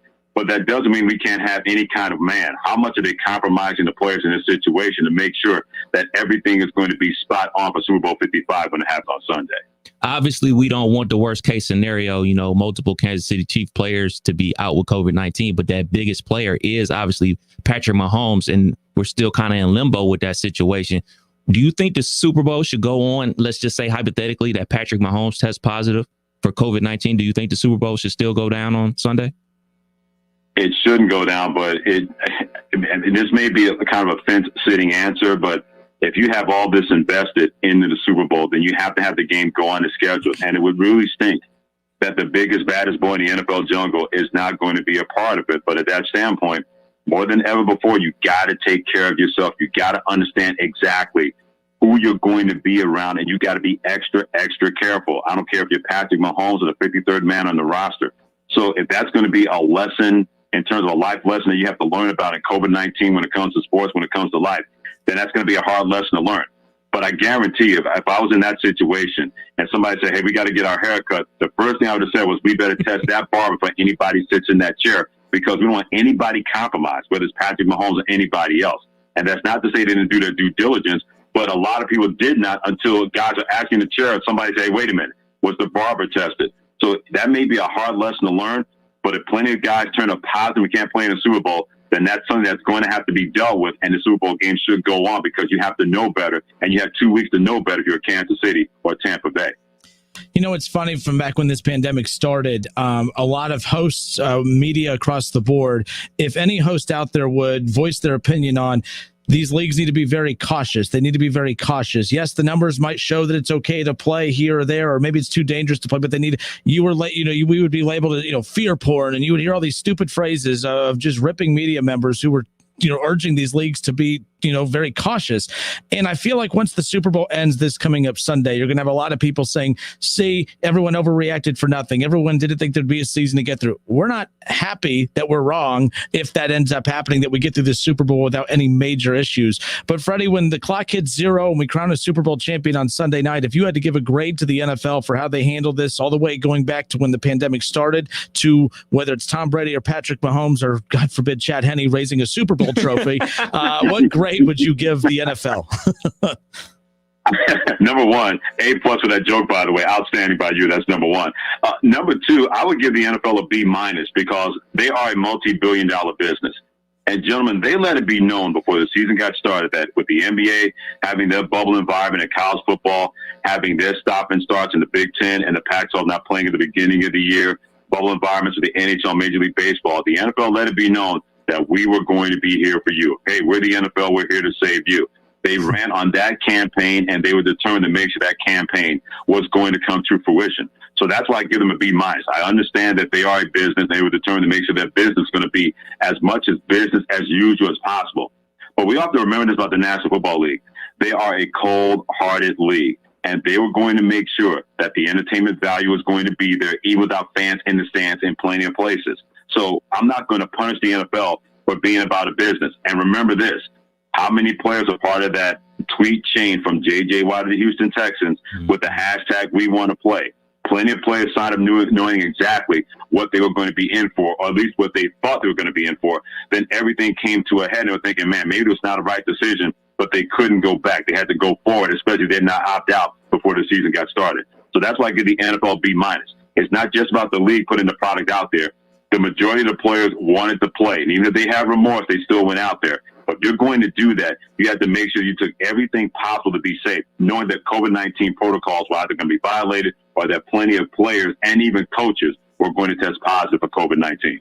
You know, Freddie, around my circle, everyone thinks the Kansas City Chiefs are going to blow Tampa Bay out. And I've been the guy waving the flag for that Tampa Bay defense with Shaq Barrett, JPP, and Ndamukong Suh against that shaky offensive line for Kansas City. Where do you come down with that? Yeah, I'm with you on waving that flag because that defense is going to get after Patrick Mahomes, even if he had his offensive tackles there, because that's how really Todd Bowles, defensive coordinator, has gotten his defense playing into shape. But that number 15 guy that wears red for Kansas City, even when you get there are no guarantees the ball's going to be there when you get there, or if the ball is there, that he won't be able to sidestep you and get out of the way. So that defense is going to cause a lot of problems to Patrick Mahomes. There's no doubt about it. But Patrick Mahomes is going to cause a lot more problems to that defense, even without his starting offensive tackles that are not going to be available for this game, because he has such a great synergy with that offense, and knowing where the pocket is going to collapse and getting away from that pressure, or knowing where to put the football where his players can get it, especially when the play breaks down. So that defense will throw a lot of problems at Patrick Mahomes, but the problems he'll throw at them could be a lot worse for them to try to solve than the other way around. I don't know about you, Freddie, but this doesn't really feel like Super Bowl week. I know the Chiefs aren't even flying down until Saturday. So, it just doesn't feel like the Super Bowl week is here. How do you feel about it? Yeah, because we had to expect that it was not going to be a Super Bowl week that we were hoping for, or that we were used to seeing and hearing about from previous years, because nothing is the same. Nothing is normal more than ever before when it comes to not just sports, but also in life, with the pandemic still going on, and it slowed down in some places and still a raging fire in other places. So I wasn't expecting Super Bowl week to be fantastic. Although early on was great when Rob Gronkowski talked about the meme his mom sent him with Daddy Brady and son Patrick Mahomes. That was pretty cool. And also Patrick Mahomes and Tom Brady, they had a Zoom session where they were just busting on each other back and forth. So those kind of things were really cool to see.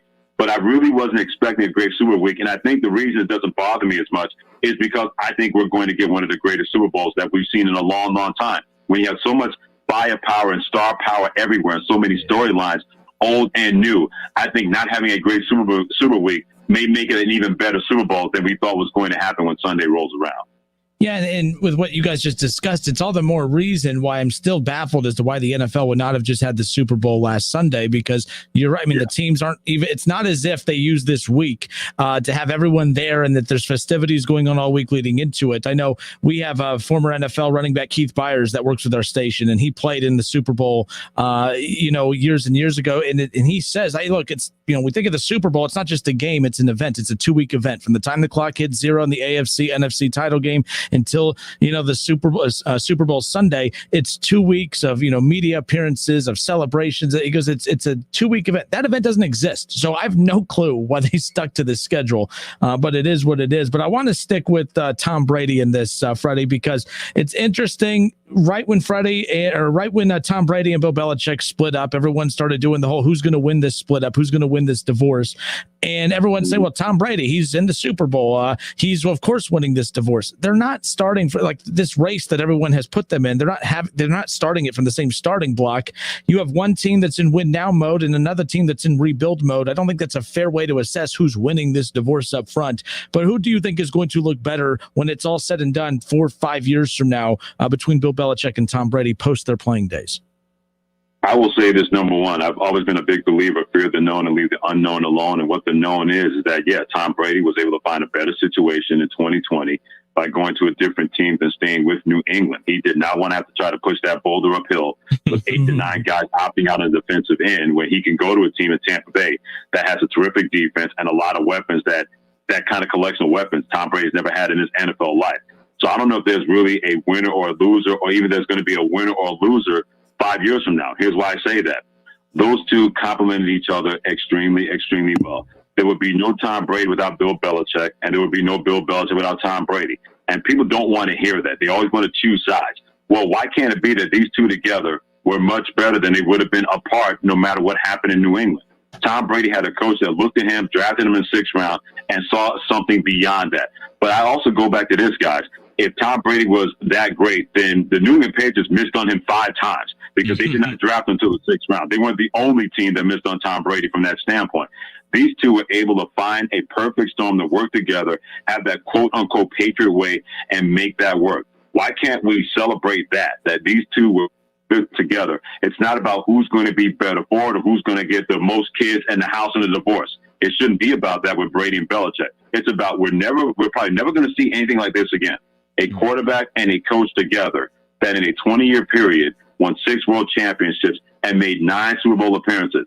That's the one thing we may never ever see again in the National Football League, because Brady and Belichick were so good together, a lot more than they would have been apart. You talk about the who gets the kids in the divorce. Let's be clear. If the kids had a choice, they're picking Tom Brady. If the kids get to choose, they're picking Tom Brady. Yeah, because he's a fun parent. Exactly. You get the trampoline and the pool in the backyard and everything. Of course, you're going to go with that parent from that standpoint. But he may have won that battle. Doesn't mean he would have won the war when it's all said and done. Freddie, I got to ask you about the NBA real quick. So many rumors about them trying to play an NBA All-Star game in March in Atlanta nonetheless. What are your thoughts about that? I don't think it's a bad idea. I think it would be a horrible idea if you're the NBA, because when you've had so many teams postponing games, why would you even have a potential super spreader event? Because if you're going to have an all-star game, you know what the players are going to want. They're going to want people in the stands. And do you really, really want that? People coming from wherever they're coming from, and they're determined to have like an all-star game and maybe festivities? That would be a horrible idea for the NBA. And I understand this is their way of trying to move past different steps to really get back into the swing of having fans and having that camaraderie and guys bro hugging and dapping all over the place. But my safety would have to be paramount if I'm an NBA player, if I'm an NBA coach, if I'm an NBA GM or an owner. And if you want to just completely distance yourself away from that, then I don't want to hear your sob stories if COVID-19 affects you and affects a family member. Because you had a chance to really, okay, I'm going to keep myself safe and my family safe. Let's forget about the All-Star for this year. We really don't need it. You can't be hell-bent on something just because you believe it's going to make things better. Playing basketball and being as safe as possible, that should be your All-Star game each and every game and each and every practice. So if they think they can go on with this and think it's a good idea, I'm not going to be on board with that. I love the NBA, but I think this would be a foolish thing to do if you're the players or anybody connected trying to have an all-star game and everybody coming together. Yeah, I agree. Though I tweeted this out earlier today that, look, the NBA, in my opinion, of all the leagues out there, college included, that the NBA has navigated through this pandemic probably better than any other league. So with that being said, you think with all the success that they've had that they would not try to veer away from what's worked for them and being cautious. This just didn't make any sense. And I'm curious what the players' reaction is going to be. Is the NBA, in your opinion, Freddie, do you agree that the league has probably handled it better than any other league and even college for that matter? Oh, there's absolutely no doubt about that, because they were all together as one to say, okay, what kind of protocols can we put in place in a bubble environment to make sure that we were going to have a season resume and have a champion. And yeah, I know the ratings weren't there, but it's kind of hard to watch NBA basketball if you're not a hardcore fan like we are in October or in September. You're not thinking NBA playoffs from that standpoint. So I think a lot of that had to do with the ratings not being what people thought they were going to be when the NBA came back. They've done an okay job right now, because under these circumstances where people are playing in their home arenas, you can only do the best you can. You have to hope that people use common sense and understand exactly why those protocols are put in place. So they've done a really good job with that. But you don't want to undo that by having an all-star game, and then that turns to a super spreader event that could affect just about every team in your league. And then you got a whole different situation that you may not be able to overcome when it comes to finishing out this season and having a regular season and the playoffs. All right, Freddie Coleman, good enough to hang out with us here on the Justin Kinner Show with Kev Nash. You can catch Freddie Coleman on Freddie and Fitzsimmons weeknights from 9 p.m. to 1 a.m. right here on Dayton's ESPN radio station, 1410 Wing AM. Freddie, we appreciate your time. Send us out with this. Your Super Bowl champion is who? Going to be Kansas City. I think they win the game 38-30. Oh, a prediction, too. I like that. 38-30, Kansas City over Tampa Bay. All right. Hey, sir, good stuff. Thank you so much. Take care. Stay healthy. You too, Justin and Kevin. You do the same, and you guys be well. Thank you. It's the Justin Kinner Show with Kev Nash on 1410 ESPN Radio. ESPN 1410 Wing AM weather. This afternoon will be cloudy and windy with rain and snow, a high near 38. Tonight's also going to be cloudy and windy with snow and sleet, a low around 20. And tomorrow will be mostly cloudy and windy, a high near 28. I'm Pete Spivak for 1410 ESPN Radio. Weather is brought to you by Cullet Propane. 98% of their customers recommend Cullet. If you wouldn't recommend your current supplier, check them out at culletpropane.com. For the ones who know safety isn't a catchphrase, it's a culture. And the ones who help make sure everyone makes it home safe. For the safety-minded who watch everyone's backs, Grainger offers supplies and solutions for every industry, as well as safety assessments and training to keep your facilities safe and your people safer. Call, click Grainger.com, or just stop by. Grainger, for the ones who get it done. You have empty office space to fill or home office to create. You know what you need. You know what you'd like. But you also have a pretty good idea after you've shopped around the usual places what you need and what you like might not happen. Well, then you haven't been to Charles Larrick's Warehouse Outlet. Nobody has their selection. Nobody has their discounts. And every week there's something new. If you need office furniture, Larrick's Warehouse Outlet can sell it to you for half the price and below manufacturer's selected prices. Half price and below on hundreds of items. Selection from budget to the best. Really, desks from $50 to $5,000. Filing cabinets from $25 to $500. Before you go anywhere else, do yourself a favor and come to Larrick's Warehouse Outlet. With 25,000 square feet of selection, you're not going to go anywhere else. Larrick's Warehouse Outlet at 23 McOil Avenue, Dayton. Open Monday through Friday, 9 to 6. Larrick's, continuing the tradition. Get in the zone, AutoZone. Welcome to AutoZone. Dealing with battery problems? We can help you out and get you ready for the colder weather ahead. Let's start with a free battery test. If you just need a free charge, we can help with that too. And if it's time for a new battery, we've got replacement batteries that fit your needs, starting at just $79.99. That's what makes us America's #1 battery destination. Claim based on data from the NPD Group 2019. Get in the zone, AutoZone.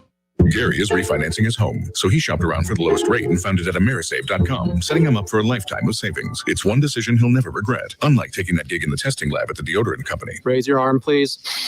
Oh, man, I hate this job. Pretty regrettable, Gary. Unlike finding that low mortgage rate at Amerisave.com that's got you on your way to a lifetime of savings. Amerisave's rates won't be this low forever, so go to Amerisave.com now. Lower mortgage rates mean higher savings. Call 866-514-SAVE or visit Amerisave.com/licensing for cost information, terms and conditions. Equal housing lender. Licensed in all states except New York. NMLS number 1168. Rittal North America LLC is hosting a hiring event on Saturday, February 20th at the Champaign County Fairgrounds in Urbana at the Michaels Horticulture Building from 9 a.m. to 2 p.m. Rittal has immediate openings for experienced welders, machine operators, paint unloaders, and paint loaders. Why choose Rittal? We have recently raised our hourly pay rates and are offering a sign-on bonus if you attend job fair and meet requirements. Plus, a new pay structure with a generous benefits package. Mask required to attend. Rittal is an affirmative action and equal opportunity employer. Hello, it's John Kozik, founder and president of TurboTrack Realty, and I buy houses as is, fast for cash. Call me today for an all-cash offer on any of your properties, and we can close within days at 614-362-2000, 362-2000. Do you own a property that's outdated and needs thousands of dollars in repairs? Great, I'll buy it. I'm a private real estate investor who can solve your real estate problems fast for cash. Do you want to sell and just be done with it? Okay, great. I buy vacant properties, boarded up houses, pre-foreclosures, and inherited properties. I also buy apartment buildings, rental portfolios, divorce homes. I even buy my tenant won't pay me the rent houses. I look forward to solving your real estate problems today. Give me a call for an all-cash offer at 614-362-2000, 614-362-2000.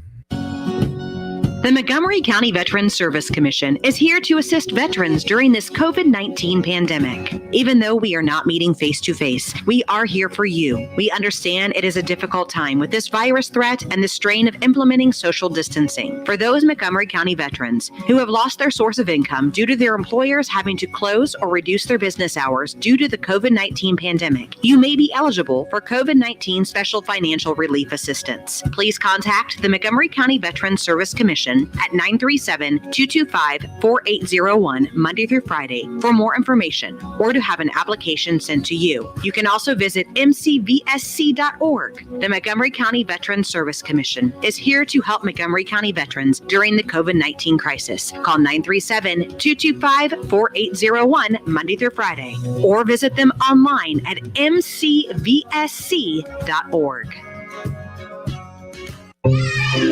Is the cost of finishing the basement worth the benefit of some peace and quiet? When questions find you, Merrill Edge Self-Directed Investing can help you find answers with personalized planning tools and insights to help you get where you want to go, even if it's just downstairs. Merrill, a Bank of America company. Visit merrilledge.com/withinreach to get started today. Investing involves risk. Merrill Lynch, Pierce, Fenner & Smith Incorporated. Registered broker-dealer member SIPC. Investment products are not FDIC insured or not bank guaranteed and may lose value. Order! Continue, Ms. Garner. With the Capital One Venture Card, you earn unlimited double miles on every purchase every day. Objection! My credit card doesn't earn double miles on every purchase. I object to your objection. With the Capital One Venture Card, you earn unlimited double miles on every purchase. Order! Please read Counselor's last statement. With the Capital One Venture Card, you earn unlimited double miles on every purchase. I'll allow it. No further questions, Your Honor. Well, just one. What's in your wallet? Capital One Bank USA N.A. Have you been wronged by bad breakfast? Get the breakfast you deserve with Wendy's Breakfast 2 for $4 on select breakfast sandwiches, just as it's served at participating Wendy's for limited time. Single item at regular price. Hey everybody, it's Stephen A. Smith, and everyone knows my feelings on Cowboys fans. But really, Justin Kenner, you're a Cowboys fan and a Browns fan? Good Lord have mercy. I don't know what the hell to do with y'all. I really don't. It's the Justin Kenner Show with Kev Nash, weekdays from 3 to 6 p.m. on 1410 ESPN Radio. Whether you're at home, at work, or in your car, tune in to ESPN 1410 Wing AM or stream us live at wingam.com.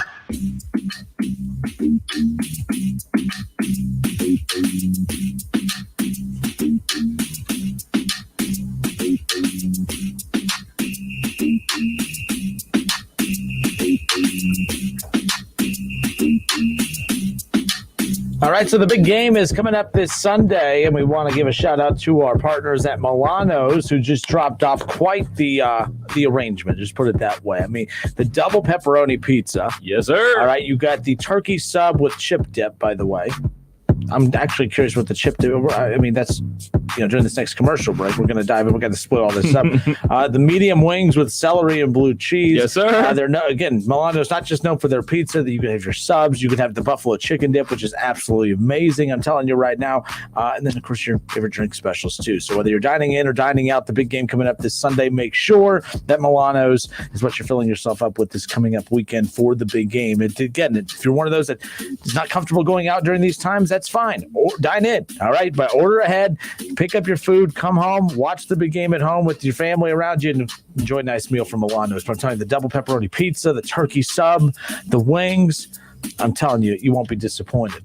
Coming up around the corner, we're going to be joined by, again, Sully from Talking Out Loud. He's going to join us coming up here in just a few moments. In fact, due to Ohio State basketball tonight, we're moving everything up a bit. Ohio State basketball takes over at 6:15. Talking Out Loud, which usually airs at 6 o'clock on Thursday nights, is now going to air at 5 o'clock just for this week only. So at 5 o'clock, we'll be handing it off to Talking Out Loud with Sully, but he's also going to be joining us coming up here around the corner as we talk all things Dayton Flyers basketball. So don't go anywhere. More of the Justin Kinner Show with Kev Nash. Sully joins us next from Talking Out Loud. We'll talk all things Dayton Flyers next.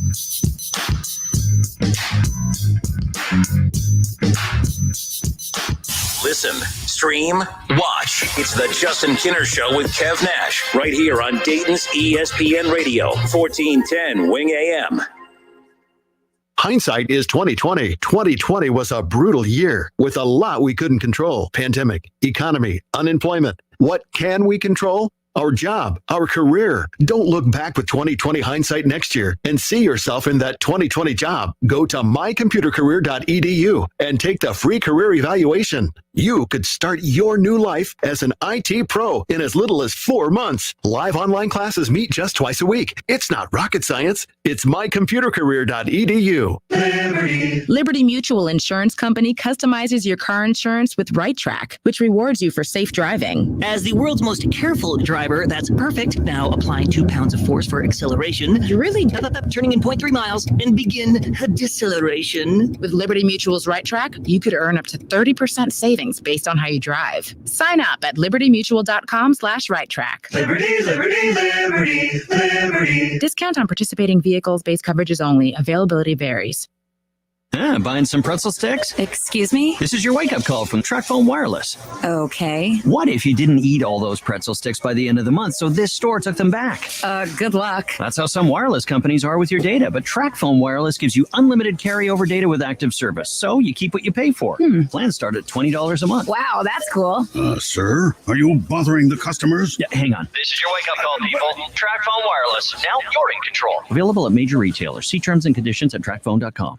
Procter & Gamble, the company behind some of your favorite brands like Tide and Charmin and Pampers, is now hiring entry-level technicians at the Dayton Distribution Center. P&G is offering a competitive pay rate of $16.44 per hour for 8 and 12-hour rotating shifts, plus an additional per-hour rotating shift incentive. P&G offers a comprehensive benefit package on day one, including medical, dental, and 401k. For more information, visit pgcareers.com. Search for Dayton and apply today. Procter & Gamble is an equal opportunity employer. Have you been wronged by bad breakfast? Get the breakfast you deserve with Wendy's Breakfast 2 for $4 on select breakfast sandwiches, just as it's served at participating Wendy's for limited time. Single item at regular price.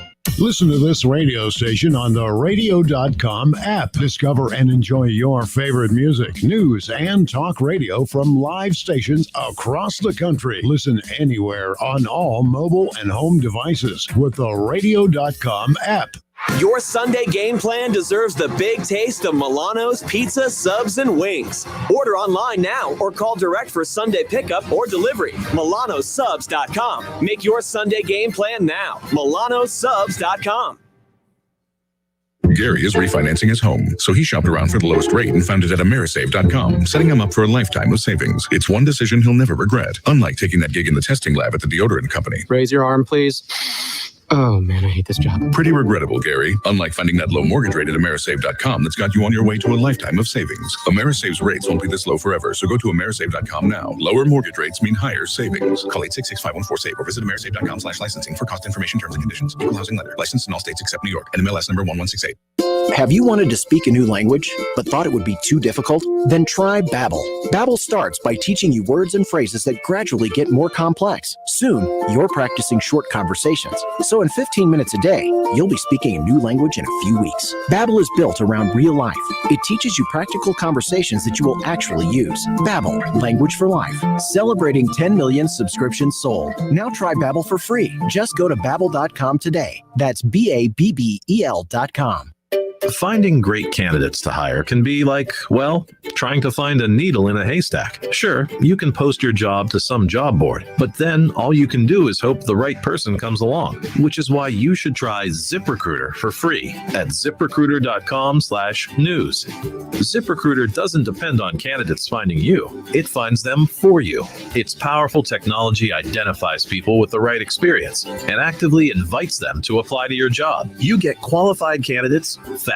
So while other companies might deliver a lot of hay, ZipRecruiter finds you what you're looking for. The needle in the haystack.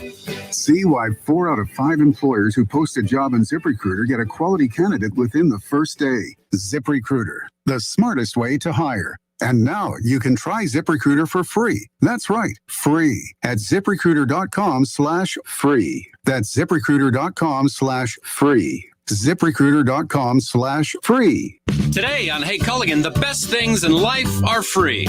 Water tests. Let's go to Candace. Hey Culligan, how do I learn more about my water? Candace, let me just test the waters here. Okay. Literally test your water. Oh. For free. Free? Free, Candace. In-home water tests for free. So you know more about your water and how to make it better with Culligan water. And Candace. Yeah? We're already on the way. Oh, good. Let us help you out with a free in-home water test with the local Culligan water expert at Culligan.com. Me, but also you. The Pharaoh fast forwards his favorite foreign film, Powder Donut. Okay, what's my line? The only line I see here on the script is get options based on your budget with the name and price tool from Progressive. Oh man, that's a tongue twister, huh? I'm sorry, I'm gonna need a few more minutes. Bulbous Walrus, the Bulbous Walrus. The name your price tool, only from Progressive. The owl ran afoul of the comatose coxswain. Progressive Casualty Insurance Company and affiliates. Price and coverage match limited by state law. Staples has everything you need to start the year right, like home office furniture, the latest tech, and organizational supplies, and all at amazing prices. Get a fresh start this year with big savings from Staples. Don't miss the Justin Kinner Show with Kev Nash, weekdays at 3 p.m. on Dayton's ESPN Radio, 1410 Wing AM. So you want to talk about outliers? Those guys are out. You're lucky that this thing's separating us. That's all I got to say. More facts, though. I got your facts right here. Listen, stream, and now watch. Search the Justin Kinner Show on Facebook to follow along. Justin Kinner back with you here on Dayton's ESPN radio station, 1410 Wing AM, 457-9464. That's the number you can call in and join in on the conversation. Joining us now from Talking Out Loud, we got Sully hanging out with us, talking all things Dayton Flyers. Sully, what's up, man? How are you? Oh, doing all right, guys. Just trying to get through the week, best we can. We had a bad Flyers game on Tuesday. There's another bad game coming up on Friday. So just trying to, keep my head above water and keep it all positive. That's not how this works. I mean, they played bad the other night. It's like they need that bad game to somehow motivate them to play a good game. I just wish it didn't take them playing horrible to get them to play a good game. I'm anticipating a blowout tomorrow night. Yeah, honestly, I mean, when you look at the Flyers games this past season, up to this point in the season, rather, they tend to play really well off of a loss. So if you look at after the LaSalle game, they played George Mason, and they beat them pretty handily. They beat them by 9, which is like a handily taking care of business for this team, right? But yeah, I mean, off the loss last time against George Mason, you got 26 from Crutcher and 16 from Watson. And then after the Fordham loss, they played Davidson. You got 29 from Crutcher, 24 from Watson. And then after VCU, obviously, they went to St. Louis. They got 27 from Crutcher and 18 from Watson. So you're right, man. I think that if you're looking at trends, and I'm a big trends guy. I like trends when I look at basketball games and analyzing such things. Everything points to Crutcher and Watson having a breakout game again against George Mason and probably winning this one handily tomorrow night. The optimist in you is telling you what about the rest of the season? The pessimist in you is telling you what about the rest of the season? Oh, I can already see you in the morning writing that question down in the notepad. You're like, this is a good one. I'm going to get this. Is one of those like hot take questions, right? Like, oh, this is good. I know. I can see you with your notepad. To be fair, I don't plan interviews. I mean, that's probably why my interviews are bad. I don't know, but like that just came to me. Greatness just comes to me, my friend. So answer the damn question. All right, yeah. So I mean, the optimistic side is pretty easy. It's that you go and you win the A10 tournament. the pessimistic side of me is that they're going to win some, lose some down the stretch, and the rest of the season will kind of just come and go without anything substantial really happening. And, that's kind of what the schedule's pointing to right now. I mean, the truth is always going to be right there in the middle. But I did say this on the show this week coming up here that this year is kind of like my junior year, which would have been 2011, where like the Flyers were good and out of contention by the time February started. So for context, at the end of January 2011, the Flyers were 15-7, and they were 3-4 in conference, and they had ironically just lost to Duquesne. They went down the rest of the stretch and ended up 4-8 down the stretch. 4-5 down the stretch, and then they ended up in the A-10 championship that Sunday against Richmond. Now, obviously, they ended up losing that game against Richmond. They didn't get to the tournament, but I said to my co-host Drew on the show that's kind of what you have to look forward to as an optimist of this program. The tournament at large bid is dead and buried, and we've actually put flowers on top of the grave and all that, so it's done now. We don't have to talk about it anymore. So that's kind of what it is like just enjoy the season the best you can down the stretch, and then let's try to make some waves in the A-10 tournament, because I remember that year in 2011, I woke up that morning and I walked across campus to my friend's house, and he said, "Hey, we woke up today and the Dayton Flyers could be in the tournament tonight." And that's it. Like, that's kind of why March is so great and why people love it so much, right? Because this season sucks. It's going to suck. This month is going to suck. There's going to be more losses like Duquesne, more losses like VCU. Hopefully no more losses like Fordham. I don't know how you could, duplicate that loss. But, that's what it is, man. I really hate that we're back here again, because it's been 3 years since we've been in the beginning of February with the Flyers good and out of the tournament. But Darkness, my old friend, he's back. Here he is. Now, you mentioned flowers. Speaking of flowers, First Florist, the official sponsor of ESPN 1410 Wing AM. If you want to win a free dozen roses in a vase, you can head to Facebook, search The Justin Kinner Show, like The Justin Kinner Show, and follow along. Everyone that likes The Justin Kinner Show on Facebook is automatically entered into a drawing to win a free dozen roses and a vase from First Florist and Greenhouses, the official florist of ESPN 1410 Wing AM. Winner will be drawn tomorrow. You'll be contacted tomorrow, and you can pick up your roses for your significant other for Valentine's Day, a week from Sunday. Back to our conversation. We have Sully from Talking Out Loud, which is coming up here in 20 minutes, by the way. He's taking over the show at 5 o'clock. Again, moved up because Ohio State and Iowa play a big one coming up later on tonight as well. I wrote this on Facebook the other day in a conversation with some friends about this Flyer team right now. And look, they have good players. They're streaky, but if they didn't have Jalen Crutcher, this would be one uncomfortable stretch of basketball right now to close things out. But I am curious when it comes to next season, when it comes to Jalen Crutcher, he has every reason to leave, or does he? The NBA is not a guarantee for him. The chances that we're seeing the last of Jalen Crutcher this season are what, in your opinion? They're 100%, just because the money outside of the NBA is so great now. You did not paying him enough? Yeah, exactly, right? I mean, that's the thing that people have to consider now is that, Jalen Crutcher is probably not going to get drafted. He's just small. 6'1", he's like 180 pounds. He's not Trae Young, let's put it that way, and I don't know. I don't see how that would happen. A team would have to take a flyer on him, but to my point, it's 100% he's not coming back, because when you don't get drafted in the NBA, there's so many other avenues overseas to go make money. And there's a lot of guys, Dayton Flyers, that are over there right now. Scoochie Smith, Rob Lowry, Kevin Dillard, all those guys, Chris Johnson. They've been playing over there. V. Sanford's been in France for a number of years now. There's good money over in Europe to go play basketball. And think about it this way, Ken. Let me ask you this, since you asked this question. How could Jalen Crutcher possibly improve his stock by coming back next year? Well, when his stock, if the team's better next year, his stock automatically goes up. And every reason you said about the money, that you could have said those same things a year ago, right? Yeah, but personally, I don't feel like he can do more. Like, he was already on the best team in the country, and he was a catalyst for them being the best team in the country. Now he's on a mediocre team, and he's scoring 25 points a game. It's like, I think that there's really nothing else left for him to accomplish at the collegiate level. I mean, of course, we would have loved to see him play in a tournament game. He obviously should have in a normal year last year. And it's really sad that he's going to end his career not playing in an NCAA tournament game.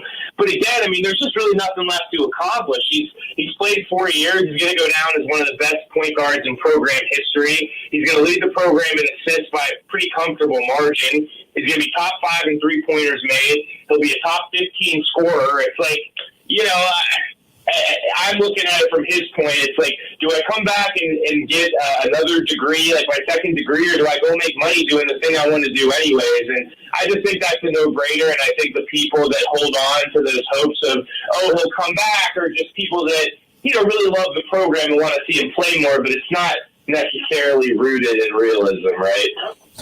No, I mean, and look, and I get it. And look, if I had to put money down, I'm not betting that he is going to return next season. But I started looking at the pros and cons list of coming back versus going to the NBA. Nothing's guaranteed there, but it's not like the NBA is the only avenue of pro basketball and money that he can go and make. To your point, real quick before we let you go, you got Talking Out Loud coming up here in 15 minutes. You look at the A10 right now. St. Bonnie's sitting at the top. You got VCU, Davidson, UMass, Richmond right there before you get to the Flyers. When you look at the A10, it's starting to self-cannibalize a little bit too. I mean, it's unfortunate that you have a team who UD just beat coming out that missed some time in St. Louis, and now all of a sudden they don't look as, I mean, that was one of the premier teams to look at coming into the season. They don't look good after missing a month of the season right now. The league's just starting to beat up on itself a little bit. Yeah, and we're going to get into this on the show in a lot more detail. Just about the A10, they really should have gotten more flexible with their scheduling. Because, this game coming up on Friday night, it means nothing. And it's weird to me that the A10 scheduled it. I know that they had to take advantage of having the ESPN2 slot on Friday night. But there just hasn't been a better option. And to your point, a couple of people had asked me, I think Bonaventure is going to get an at-large bid. I think so. So who's next in line behind them? And St. Louis has already lost 2 games out of the gate. Their month-long pause has ended up being a lot more detrimental than we thought it was going to be. So the question was, who can take a step up and get that at-large bid? I still think St. Louis can play their way in, even though they lost to LaSalle last night.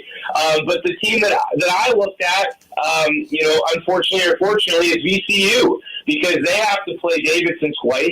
They have to play Richmond again. They have to play St. Louis, and then they gotta go to UD Arena and beat the Flyers. So I think that affords them enough opportunities to gain ground in their resume. And they're 13-4 and don't really have a bad loss yet. So VCU is kind of right there where they can play themselves right into the fold. And then after that, it's slim pickings. Like Richmond can hypothetically do it. Rhode Island's done. Davidson kind of can. They have one bad loss. But, you kind of hear it in my voice, like the ice is thin underneath all those teams. So as I'm looking down the A10 right now, I'm going to put my money on 2 teams getting bids to end the regular season, and then one team stealing the third in Brooklyn. I don't see any other way it's going to shake out, because to your point, the top of the league is not beating the bottom of the league consistently, and unfortunately what that manifests itself into is what you're talking about, that cannibalization, and the A10 really not doing itself any favors. So on the show today, we're going to talk about the fact that the A10 really should get more flexible down the stretch here, because you don't get anything by having Davidson playing St. Joe's or Davidson playing Fordham or whatever. You need to have your top teams playing your top teams so you can give yourself a chance to get into the tournament. What in the blue hell is going on with St. Joseph's, by the way? I mean, I know we like to make fun of LaSalle and Fordham. Fordham, a 1-win team too. Let's not give them, anything. Unfortunately, that 1 win's against one win against Dayton. Yeah. That's not where I was going with that. But the point is like where we poke fun at those teams, and I'm looking at the bottom, I'm like, holy hell, I didn't realize St. Joe's was that bad. Like, they're not just bad. Their only win is against the Albany Great Danes. What the hell is? I mean, I know what a Great Dane is. It's a great dog, but what the hell? The Albany Great Danes is St. Joe's only win of the season. They are 1-14 on the year. Like, they don't need to play the rest of the year. Call it a year. That's what I mean. It's like, what? Like, I just don't understand, like, you know, if people try to be like, well, we're doing right by the student athletes. It's like, give me a break. This was never about the student athletes. When the Big Ten changed their rules in football, it wasn't because of the student athletes. It was because of the money involved to get Ohio State to the playoff. And this is no different. It's like, I don't understand what the A-10 conference gets by limping Fordham and St. Joe's down the stretch here. Just fold those programs up tomorrow morning. No one will even notice. And then we can move on with, like, getting some decent games in against the conference here.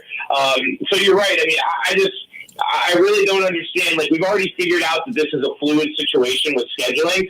So make it as fluid as possible, you know? Have St. Bonaventure play St. Louis twice in a weekend on Friday and Sunday. Have the same happen between Davidson and VCU. I don't care. I mean, you see what I'm getting at. If you pit your top teams against each other, they're going to have nothing but quality games, and you might have another team emerge from the muck. And, I mean, that's the goal, right?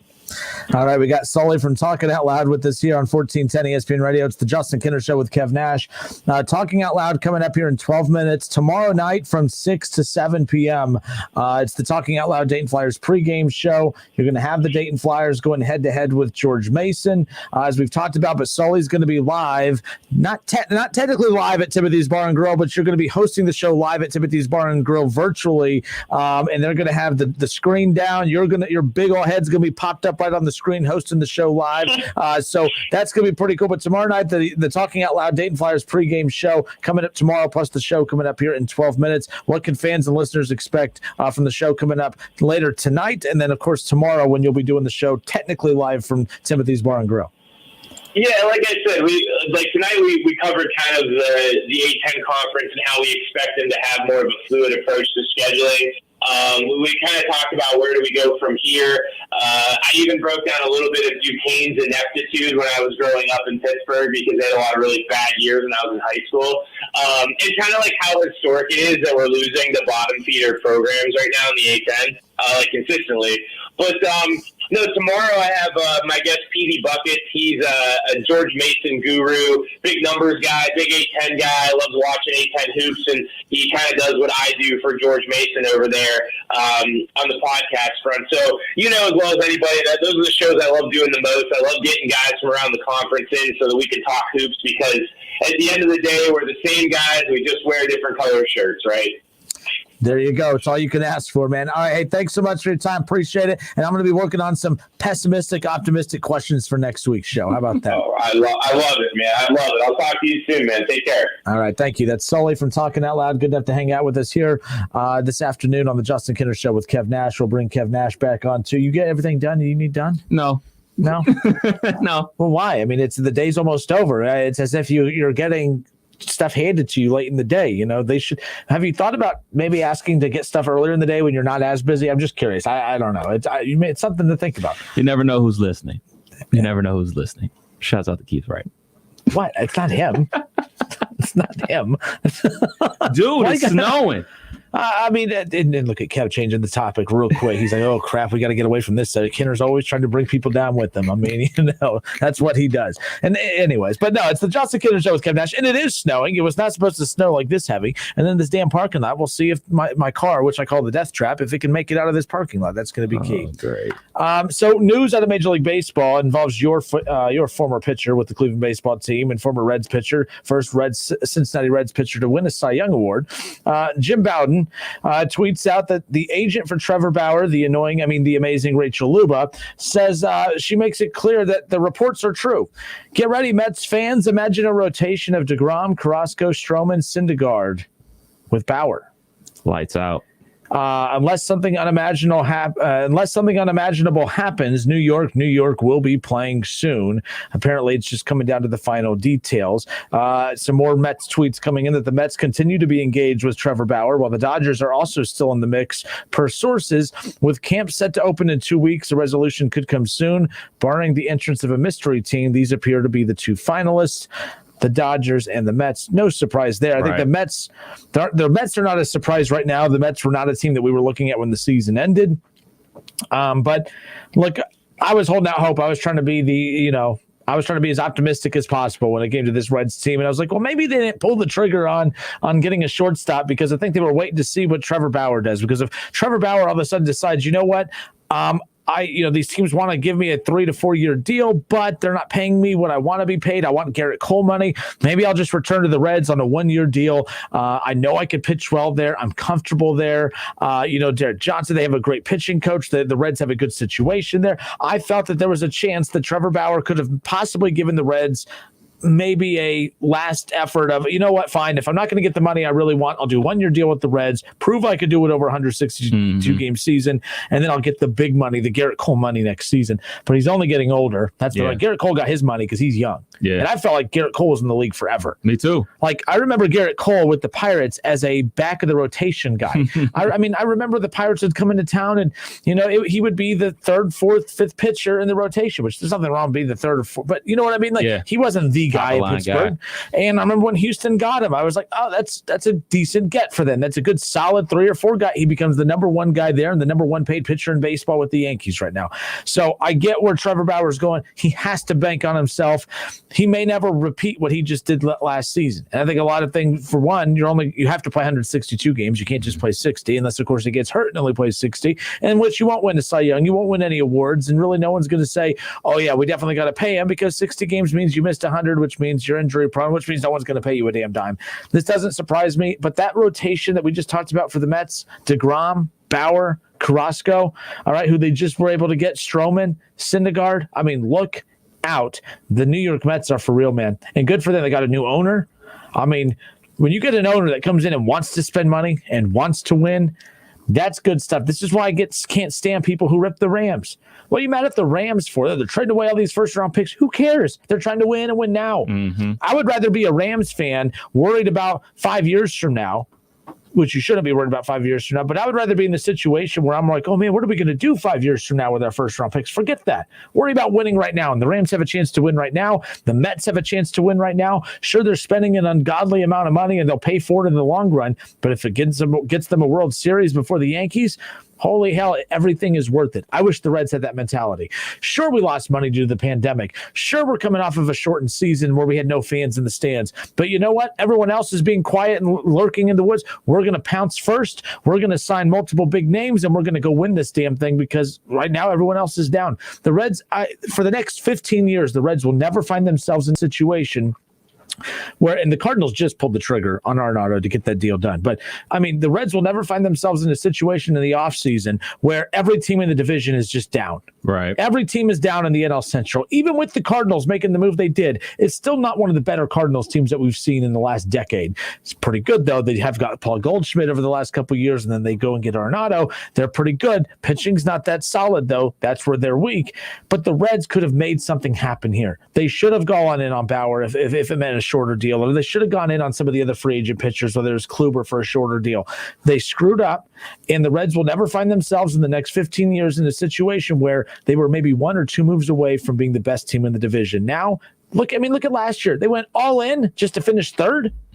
You went all in. You went out and you got, Castellanos and Moustakas, and you made the moves over the last couple of years to get Bauer and Sonny Gray. You did all of those moves just to finish third because the division's really good. Well, the division's no longer good.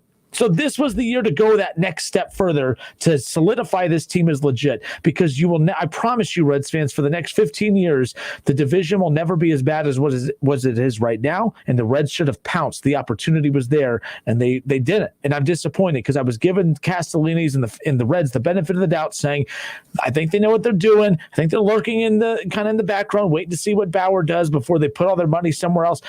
They're going to end up with no shortstop, no legit pitcher. Their solution is putting Michael Lorenzen in the rotation. Give me a damn break. This is lazy, and I want the Reds to win, but damn it, sometimes I'm like, they don't deserve to win. I'm very frustrated right now with everything going on. That's one thing about new ownership.